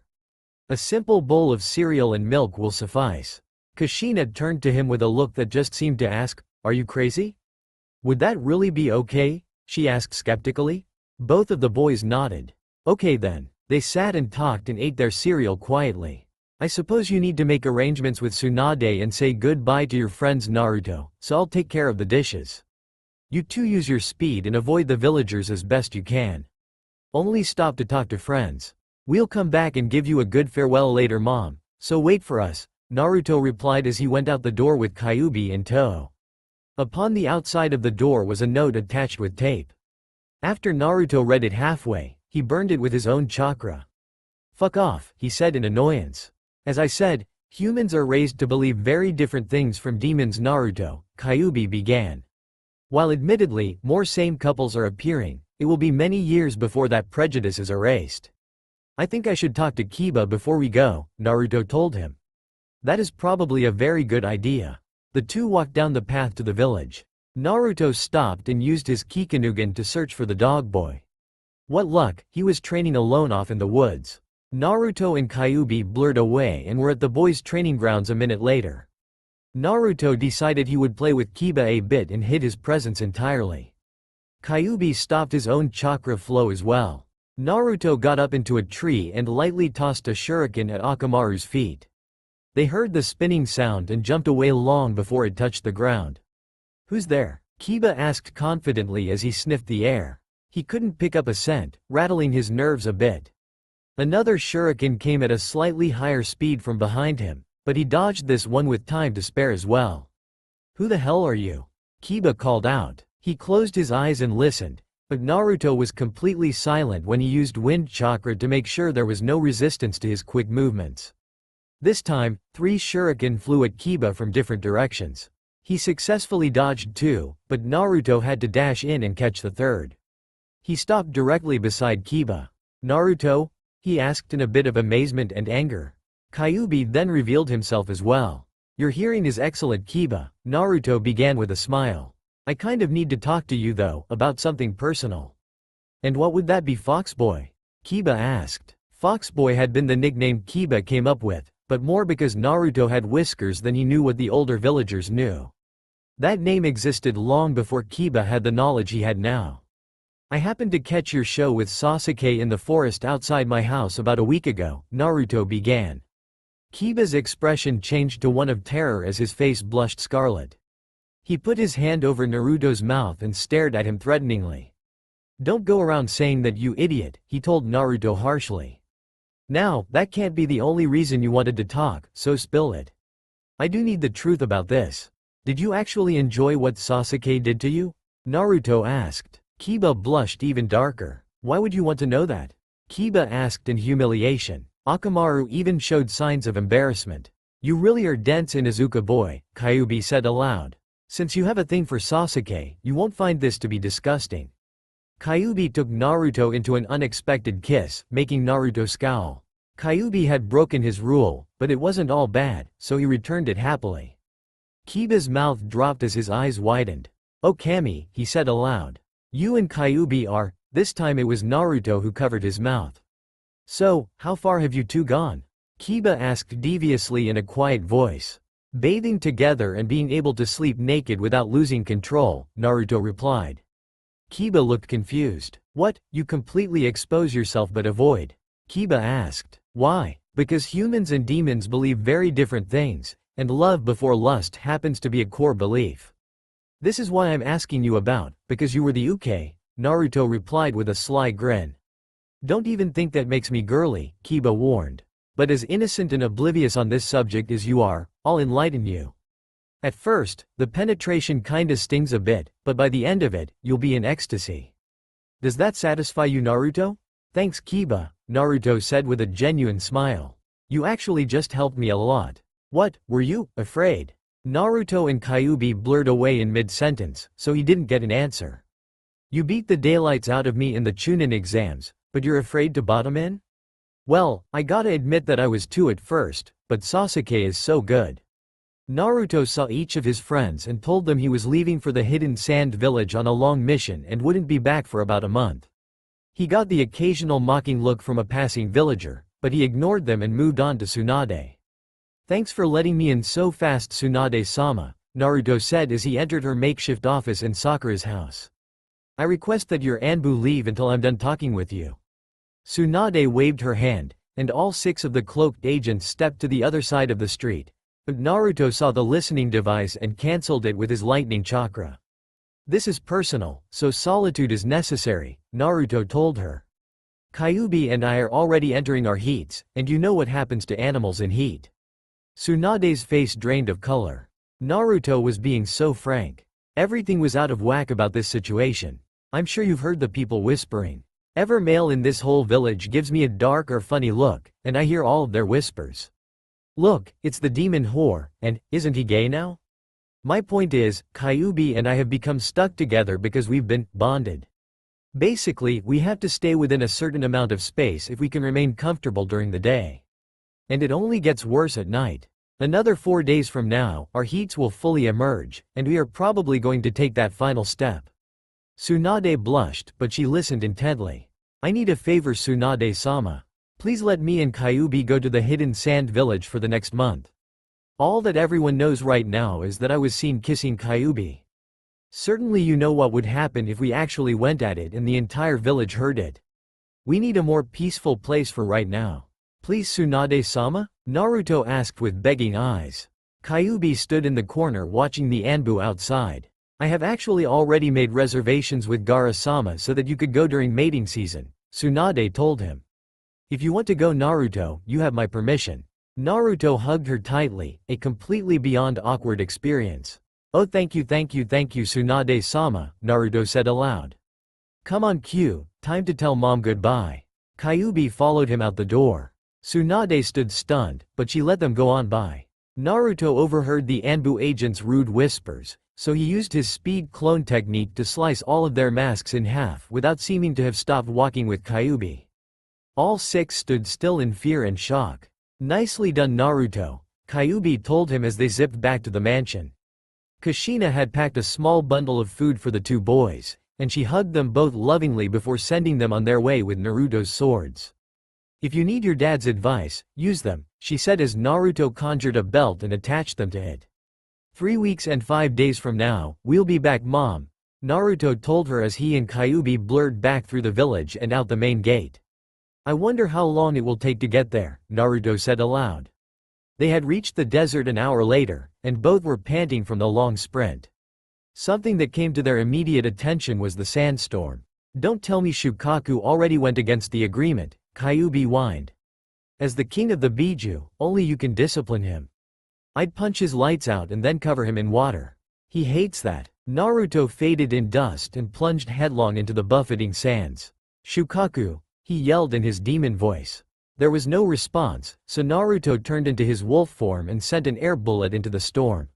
When the explosion went off, the flying sands ceased, and the Ichibi angrily stood in the middle of the desert. What do you want, Sir High and Mighty? The raccoon asked in annoyance.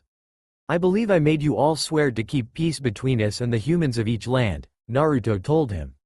I don't care if you live out here, but don't cause sandstorms that delay and endanger humans. It's my desert, I'll do whatever I want, the Tanuki replied before raising the sands again. Naruto used the Kikunugan to see through the sands, and he hit the sand demon hard, knocking him quite a ways. Naruto then proceeded to use his water chakra on him as Kyuubi suggested. I hate you, Shukaku replied depressively. Hey, damn you Kyuubi, he yelled as Naruto covered him in water. You know I have a fear of deep water. You're a jerk. Just shut up, little cry baby, Naruto told him as he walked towards the hidden sand village which was now in sight. By the way, enjoy mating season, Naruto told him suggestively. Because Kyuubi and I'll be enjoying ours. Shukaku's jaw dropped, but he didn't have time to ask the 2 about it before both of the tailed beasts ran off towards the hidden sand village. You're as good as I was at torturing him, Kyuubi said in praise. He'll be without a mate this year though, because Orochi is his mate. That isn't very fair, but that would be the fault of humans, Naruto replied. He'll be going nuts about a week from now. I wish we could help him. At the border of the hidden sand village, guards were stationed on the wall. These were all ninja who had not seen the battle in the hidden leaf, so when one spotted both giant demons running headlong towards the village, he raised the alarm. 2 huge animals are running straight at us from the desert, he yelled. I can't see them very well yet, but warn the cage. Naruto? Kyuubi began. I heard them, the wolf replied. When we near the wall, just go into human form and surrender yourself. Gaara saw my transformation before, and he knows we are coming. It's the nine-tailed fox, a guard on the top tier yelled. And there is a giant wolf with 10 tails alongside him. All the guards became scared, and Gaara was heading out from his office toward the main gate. Naruto and Kyuubi stopped about a half-mile off and changed into their human forms. They continued running toward the village gate, but without using their top speed. This should be interesting, Naruto commented. Not 200 feet from the entrance, the boys were stopped by the numerous sand ninja in their path. All of them had on a serious and frightful look. I assume that you thought we'd attack, Naruto began. Upon the end of his sentence, numerous shuriken flew at them. Kyuubi and Naruto both set up substitutions and took every hit before puffing away. Excellent aim, but you're all way too slow. How did they? A terrified Chunin asked. Enough. They're allies. Gaara called from up on his floating sand. I'd recognize Uzumaki Naruto any day, which means that you are the infamous Kyuubi. The redhead nodded. Allow them into the village. They are my honored guests for the next month. Naruto and Kyuubi smiled. Come on in guys, Gaara called with a small smile as he floated back behind the wall. Both boys blurred into the village, confounding all of the guards. If they had really wanted to attack, we'd be long dead, the leader spoke. Let us be thankful that Kage-sama has such powerful allies. Naruto hugged Gaara tightly, a now not so awkward gesture. How have things been, Gaara? He asked cheerfully. I'm able to sleep, the redhead replied. The black circles which used to surround his eyes were gone. I'm also able to think about other things than dealing with Shukaku now. Speaking of Shukaku, Naruto began in a more serious tone. Have you guys been having trade troubles or anything? Yes, Shukaku has been conjuring a sandstorm for the last few days, and it's blocked a bunch of trade routes. We took care of the Psycho Tanuki, Kyuubi commented. You weren't there to witness it, but Naruto is the Jubi no Okami now. And as the 10-tailed wolf, he is the king of the Biju as well. So, we dealt with Shukaku's anger management. Why thank you, Gaara said. We lost a lot of our military in the battle with Akatsuki, so we had no way of dealing with him. Now, Tsunade told me you would need to stay here for 3 weeks. May I ask why? Naruto blushed, but he gave the truthful answer. We're staying here because my village isn't happy with 2 demons getting it on during mating season. Yes, Kyuubi and I kind of fell in love, and it's another 4 days until we begin experiencing fully fledged heats. I understand, Naruto-san, Gaara told him with a small smile. He was blushing a bit though. This is just a bit awkward, I guess. I did reserve you a room with a single large bed in it. You can find it on the 4th floor of the cage building. Just try to keep the noise level down, especially if you're gonna. We know, Naruto interjected. And Kyuubi knows a soundproofing jutsu. Gaara nodded before handing Kyuubi a bronze key. While we're here, Kyuubi and I are willing to help with things around the village. After all, we should work for our peaceful stay. The only thing I will ask for is your assistance in dealing with Shukaku, Gaara replied. The desert gets kind of cold at night, so make sure you bundle up. Kyuubi and Naruto left his office and went up to the roof. It's kind of dry for my taste, Kyuubi commented. Let's sit down and eat the lunch Kushina packed for us. Kyuubi undid the bundle she had given him and found a salad, some bread, butter, and some of the leftover spaghetti in a plastic container. 2 metal forks and knives were included as well. Mom always seems to know what I'm in the mood for, Naruto commented. They each took a fork in hand and dipped into the noodles. Kyuubi smiled as they fed each other a bite. Through his third eye, Gaara observed the 2 silently out of curiosity. I hope things don't get too bad for us, Kyuubi, Naruto began. I can only imagine walking back to the village to find everyone staring us down and laughing. Kyuubi shoved a fork full of salad into the blonde's mouth. We'll deal with that later if we have to, he replied. After Naruto swallowed, Kyuubi took him in a light kiss, making Gaara blush a bit as he stared out his window. Temari and Kankuro walked in to see their brother in his familiar position. What's up, Gaara? Kankuro asked, startling the redhead to the point he fell backwards out of his swivel chair. Whoa, Gaara, are you okay? A bit rattled and confused, but otherwise fine, the redhead replied as he picked his hat back up. There was a big commotion at the gate earlier. What was that about? Temari asked. Gaara had to think of the best way to answer her question without revealing everything about Naruto. Oh, that was Naruto and the Kyuubi arriving, Gaara replied shyly. Kankuro and Temari both gawked. Kyuubi was released shortly after Madara fell, but he's on our side, or to be specific, Naruto's side. Where are they now? Kankuro asked. They are enjoying the solitude up on the roof as they take in the sights of the village, Gaara began. They had a long journey and even dealt with Shukaku for us, so let them have some momentary peace and quiet. His brother and sister nodded. Temari found Gaara to be cute when he was like this. Sensitivity was not his strong suit for 15 years, and now that was about everything he had. After they both left, Gaara remade his third eye and found himself watching a very awkward scene. Kyuubi, Naruto giggled as the redhead felt over his abs. Show some restraint and wait until we're inside. Kyuubi began kissing him, but Naruto pushed him away and gave him a warning look. This is how we got caught in Konoha. If we get caught out here, we'll have nowhere else to go, Naruto said darkly. Why don't we go spar out in the desert where we'll have some peace? Alright, Kyuubi said as he realized that he had nearly lost control again. You're gonna win though. What happened to your confidence in your jutsu? Naruto asked as they jumped from the roof, scaring the living daylights out of Gaara as they passed his window. They landed easily on all fours, frightening some of the villagers as they looked in awe. Kyuubi and Naruto blurred away and out the gate, kicking up a bunch of sand as they passed. Sorry, Naruto called back to the guards on the lowest tier of the wall. When they were about a mile out, Naruto drew 2 lines. Just go my little wolf, Kyuubi egged him. They both sprung out with intense speed and began their taijutsu battle. The guards on the wall were terrified by their strength, and they had to use their binoculars to get a sense of the battle. Kyuubi had taken a solid pinpoint strike to the shoulder, and Naruto had been hit in the gut. You alright? Kyuubi asked as he held his left shoulder. Naruto nodded. Think fast. Kyuubi flew at him with a kick ready. Naruto activated the Kikunugen and dodged Kyuubi's 4-part attack. Naruto then nailed him in the back, sending Kyuubi about a quarter mile into the desert. Oops, Naruto said aloud. But Kyuubi reappeared in his fox form and sent a chakra beam at Naruto. Holy! Naruto used his top speed to get out of the way before changing into his wolf form. The black chakra beam created a crater in the sands and sent dust high into the air with the explosion. All of the onlookers were awestruck, including Gaara. The 2 canine titans ducked it out with claws and teeth, but no major blows were used. So this is the power of the Biju, Gaara said quietly. I can see why Akatsuki was after them, but to think that they could fight the Biju and Jinchuriki on even footing. Naruto and Kyuubi collided chakra attacks, sending out a pressure wave.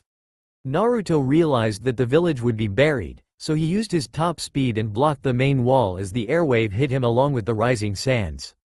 Naruto whimpered and reverted to his human form as Kyuubi raced over. We definitely overdid it, the redhead commented as he picked Naruto up. He'll be a bit sore, but at least you guys weren't buried alive. From now on, Naruto began, we're sticking to taijutsu and ninjutsu on human levels. Kyuubi nodded as he placed the boy back on his feet. They had been brawling for several hours, so it was already dinner time as the sun began setting. Gaara treated the 2 to a feast in his hall to welcome them to the hidden sand village. You guys may go to bed whenever you wish, but I'll be up doing some paperwork for a couple of hours, Gaara told them as they walked up the stairs. His office was on the 2nd floor, and their room was on the 4th. After Gaara entered his office, Kyuubi and Naruto began feeling the effects of their heats. They looked out a window to see that the sun was almost fully set. We need to hurry and soundproof our room before we start moaning our discomfort, Kyuubi said seriously. They half ran up the stairs so as to not bump into anybody, but they were beginning to sweat. When they got to the door to their room, Kyuubi pulled out the key. His hand shook, but he steadied it with the other and unlocked the oak door. He and Naruto rushed in, closed the door, and locked it. Okay, now to just make this room silent, Kyuubi said as he flashed through about 40 seals. A blue light filled the room and flew into the walls and window. So we'll still be safe even if we start moaning in our sleep, Kyuubi? Naruto asked as he dispelled his clothing. I developed this jutsu myself. If we blew up a firework in here, no one would hear a thing, Kyuubi replied as he breathed heavily. The sun is set, so this should be the worst of it for now. Gaara said that the desert got cold at night, so I'll open the window. What will happen if someone looks in here and sees us like this? Naruto asked. You're right, the redhead replied with an angered look on. I can create a pretty strong illusion though. I'll make it seem like we're clothed, separate, and that we're under the covers. I can even make it seem like we are breathing mechanically. Kyuubi went through another 70 seals before the illusion took its place in the window. It's getting worse, Naruto half-whined. Kyuubi was noticing it too as he dispelled his clothes. The cold air was helping, but Kyuubi's skin was crawling. This was preheat too, which meant that they'd practically go nuts during the real thing. Just do what we did last night, Kyuubi told him. He laid down and looked into Naruto's eyes, but the feeling wouldn't completely disappear. Damn, he thought in his mind. I'm not taking him against his will, not even if it relieves him. Kyuubi kept telling himself sternly to restrain himself. This is getting bad, Kyuubi, Naruto said aloud. My instincts are screaming at me, and my body is trying to act on them. I remember my first heat, Kyuubi began. You feel like you will be torn apart, and you can barely think straight, right? Naruto nodded. I want to help you, Naruto, but we've only got a couple of options. One is that we can fully procreate, which is a definite end. The other is that we can hold each other closely and keep our arousal in check. Oh, Naruto said as a tear came to his eye. He was shaking and his arms twitched. Naruto was in real pain at this, but Kyuubi could feel his fear. The redhead snuggled up closer to the blonde and held his head lovingly. You aren't ready, I know, Kyuubi said. Just hang on to me and trust me, Naru-kun. Naruto did as he was told, and he wished in his mind for this to just end. Kyuubi took his lips in a soft kiss and caressed his mark, leaving Naruto feeling numb. The itchy hotness was blown away, and the oversensitivity disappeared as well. Naruto wrapped his arms around Kyuubi's neck and held the man close. Thank you, Kyuubi, Naruto said as he peacefully fell asleep. The redhead stroked his hair and hummed what he remembered from Kushina's lullaby as his eyes became heavy with sleep as well. Gaara was blushing crimson after seeing this. I wanted to know what exactly was going on, but, he began. They really are in love, and Naruto's not much of a kid anymore. The cage shivered as he dispelled his third eye. At least I know Kyuubi loves him back. Invading privacy is wrong, but not when it's for the purpose of protecting friends, is it? He asked into the air. Naruto and the Kyuubi are in love? Temari asked from his doorway. Gaara turned in terror. His door was too silent when it opened. His sister wore a surprised look, and Kankuro looked shocked and confused. I never would have taken that runt to be gay. Don't you dare insult him, Temari-Nisan, Gaara said in his old dark voice. The girl and Kankuro were both struck with fear. I don't think I could fall in love with Shukaku, but Kyuubi is at least sane. And Naruto is the symbol of the Great Alliance of Nations. That's just weird though, Kankuro began. I honestly find it to be kind of fitting, Temari said with a smile. He was a complete idiot in thinking Shikamaru and I were going out, and he had no experience in the love department. He also wasn't a complete pervert like his teachers, so I find this cute and romantic even. Would you like to see Temari? Gaara asked. You'd find this to be interesting. Temari wasn't sure what she'd see, so she let Gaara connect her to his third eye technique. When the image became perfectly clear, Temari gasped at the sight of both of the rather handsome, young, naked men embracing in their sleep. I wouldn't have thought that guy could actually look all that great, she commented with a look of approval. They're cute together. Gaara finally cut her off, and she was disappointed. She pervert, Kankuro said aloud. Two naked men in bed, and you find that cute? Temari blushed and turned to him angrily. I'm just saying that you're a bit too interested in naked guys being together. Apparently, Naruto and the Kyuubi are beginning to experience their heats, Gaara told them. Both Temari and Kankuro looked skeptical. You noticed his blue-slitted eyes during dinner, right? Kankuro and Temari nodded. Naruto's the king of the tailed demons now, after he fought Madara. He is a demon now. No joke? Kankuro asked. Gaara nodded silently. I heard he's trying to establish peace between humans and demons, but is this necessary, to actually immerse himself in their world? That isn't why he's with Kyuubi, you dolt, Temari scolded as she hit him in the back of the head. They actually fell in love and might become mates within the next month. Naruto and Gaara lived lives of fear and rejection, but Naruto was way worse off. He understands more about this than we do, so let it go. From what Tsunade and Shukaku both told me, demons don't even make the distinction between homuality and opposite relationships, Gaara began. Both of his siblings looked back at him in awe. Gay isn't even a word to them. Demons and humans have differing beliefs about uality, and so what they are doing is perfectly acceptable and natural to the demon world. Isn't it kind of pointless for two guys to be lifelong partners though? Kankuro asked. If you mean in producing offspring, you are sadly mistaken, Gaara told him flatly.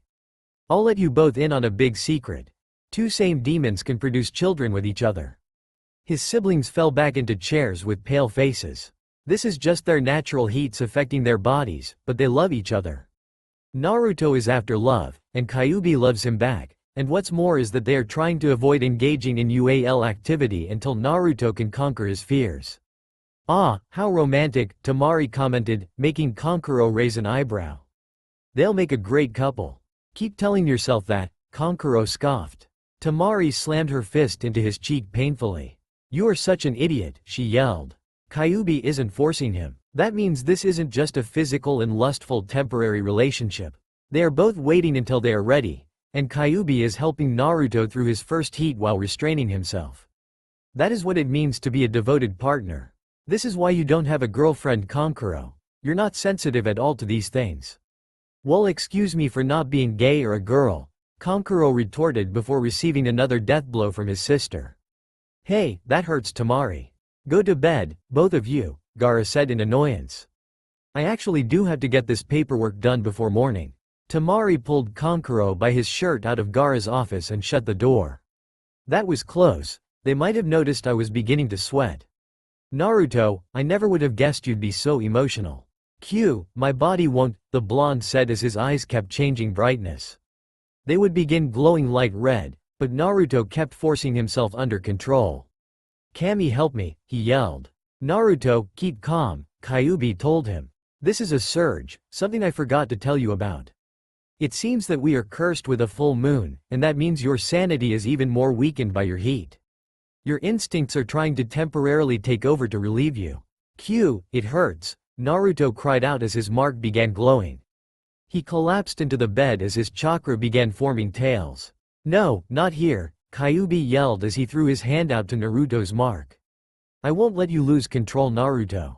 Kyuubi's skin began burning, but he reached Naruto's mark and rubbed it in an attempt to calm Naruto down.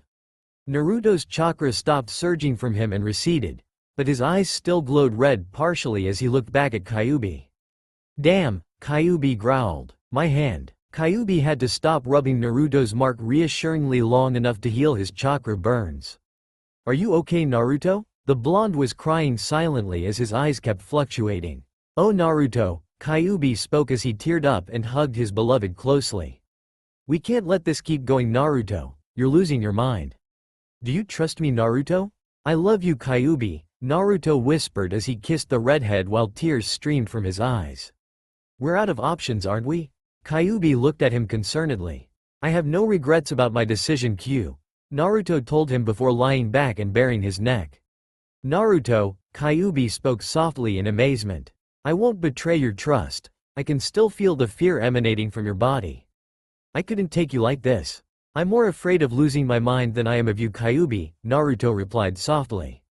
This was so pure. Naruto was trusting Kyuubi with his body and his life, and he asked in the most amazing way. He trusted his instincts and bared his neck, the deepest way to show both trust and show surrender. You won't hurt me, I know it, but this curling heat and these overwhelming thoughts are making me lose my mind.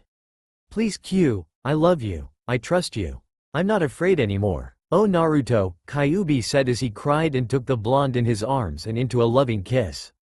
Naruto was an innocent and tortured angel sitting in front of him asking for the deepest form of love, Kyuubi's devotion and protection. If it feels wrong, if it feels like you shouldn't do this, tell me the second you feel that way, Naruto. Kya AAA, Naruto yelled as his eyes flashed dark red for a second. He curled into a ball and held his stomach, and his body tightened, causing intense pain. Kyuubi grabbed from inside a drawer in a nightstand a small phial of herbal oils he had requested from Tsunade rather embarrassingly. Kyuubi slicked up 3 of his fingers as he turned Naruto onto his back. His partner's touch brought Naruto's body out of its hysterical behavior. "This'll feel a bit weird and might sting a little, but I need to make sure you are prepped, Naru-kun," Kyuubi told him before spreading the blonde's legs. Kyuubi's razor nails retracted before he pressed his index finger into the young man's tight ring of muscle. Naruto grimaced, but it didn't hurt really. "Relax, Naruto, or it will really hurt later," Kyuubi told him before rubbing Naruto's mark reassuringly. "Kyuubi," he breathed as his eyes returned to their normal shade of cerulean blue. Naruto's body fully relaxed under Kyuubi's loving touch, but the wolf boy still smelled of anxiety and worry. Kyuubi hesitantly put in a second finger, which did stretch Naruto a bit. "Ah," he clenched. "This is meant to be like Ak, but without the C-K. Are you okay?" Kyuubi asked him. Naruto nodded in return, but his completely numb expression worried Kyuubi. The redhead began a scissoring motion and slowly stretched out Naruto's insides. Naruto moaned lowly in his throat at the weird but slightly pleasurable feeling. This went on for about 2 minutes before Kyuubi inserted his third and final finger. Naruto's eyes widened a bit, and the boy bit down on his bottom lip a bit, but he signaled for Kyuubi to go on. "Don't force yourself if you aren't 100% sure, Naruto, please," Kyuubi requested in a serious tone as he took a light kiss from his blonde lover. "I trust you, Kyuubi," was all that Naruto said as he fought against his instincts. "I love you." Kyuubi kept expanding his motions bit by bit, and he suddenly brushed Naruto's prostate, making the boy shake and give a soft whine of pleasure. "Amazing," Naruto sighed. Kyuubi thrusted against this point softly 3 more times, receiving a similarly strong reaction each time. "I love you, Naruto," Kyuubi said as he finished preparing the wolf boy. Naruto moaned at the loss as Kyuubi drew his fingers out slowly. The kitsune caressed his cheek lovingly, not knowing whether or not Naruto was really ready for this. "You have to be completely relaxed for this, so let me indulge you first." Naruto picked his head up a bit before Kyuubi took him into a deep kiss. The man politely asked with his tongue for entrance, and Naruto obliged. Kyuubi traced the inside of Naruto's mouth and took hold of the boy's waist. The redhead ground their now rock-hard erections together softly, eliciting a moan from Naruto as he arched into the touch. "Kyuubi," he sighed. Memories of the first time began haunting him, but Naruto dismissed them knowing that Kyuubi had complete control of himself. They continued rocking back and forth like this for several minutes until Kyuubi broke their 4th kiss and began tracing his hands over Naruto's muscles. He leaned down to Naruto's neck and licked reassuringly, giving Naruto an odd and profound sensation. After Kyuubi finished with the boy's neck, he moved down to Naruto's personal and, in Kyuubi's opinion, sacred area. He licked the tip of Naruto's erection, tearing a lustful and pleasurable moan from the boy. The smell of fear was melting away, and Kyuubi became more confident. He commanded his fangs to retract and then slowly took Naruto into his mouth, sending waves of unbelievable pleasure racking through him. "Kami Kyuubi," Naruto moaned loudly as his hand reached down and stroked the fox's hair. Kyuubi lightly sucked and licked Naruto until the boy's moans became dangerously loud, signaling his approach to his climax. "Are you ready, Naruto?" Kyuubi asked him as he rubbed the boy's cheek. "I'm ready, Kyuubi," Naruto told him. No fear resided in his eyes, but Kyuubi felt the power of Naruto's instincts. He was fighting them hard, and Kyuubi would finish them off for good. "I'll go slow," Kyuubi told him as he put more of the herbal oil onto his own erection. He made sure that there was an even coat on the entire shaft before placing the tip at Naruto's entrance. "You know something?" Kyuubi asked. "We're the same size." Naruto giggled, but he cringed as Kyuubi pressed in lightly. "You have to relax, Naruto," Kyuubi told him as he stopped. "I'll help you." Kyuubi lightly took hold of Naruto's manhood and pumped it slowly and gently, causing a soothing pleasure to work its way into Naruto's system. When Kyuubi felt Naruto's inner walls loosen at last, he began pressing in again. Naruto's body resisted somewhat, but Kyuubi had patience to spare. Anything for Naruto's love and trust. The redhead stroked and kissed Naruto lovingly as he continued burying himself. Gaara was stunned beyond all possible limits as he watched through his third eye on the ceiling. After burying himself to the hilt, Kyuubi broke their kiss and smiled at Naruto. "Are you still completely okay?" he asked. Naruto nodded and smiled before taking Kyuubi into a kiss that he controlled himself. The feeling of being filled was weird, and Naruto's body still wasn't completely used to it, so Kyuubi hugged him and nuzzled the boy until Naruto signaled that he should move on. "I won't be rough," Kyuubi said quietly before lifting Naruto's legs onto his shoulders and drawing himself out slowly.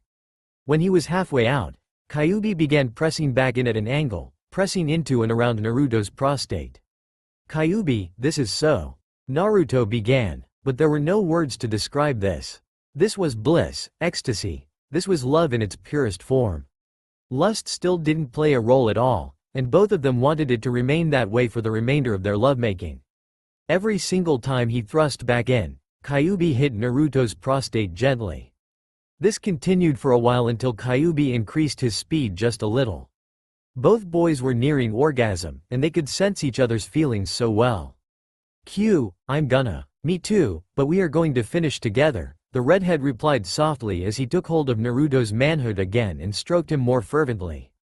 Naruto moaned Kyuubi's name, and they kissed deeply as Kyuubi sped up and matched rhythms. As they separated for air, Naruto was finally taken over the edge and into his climax.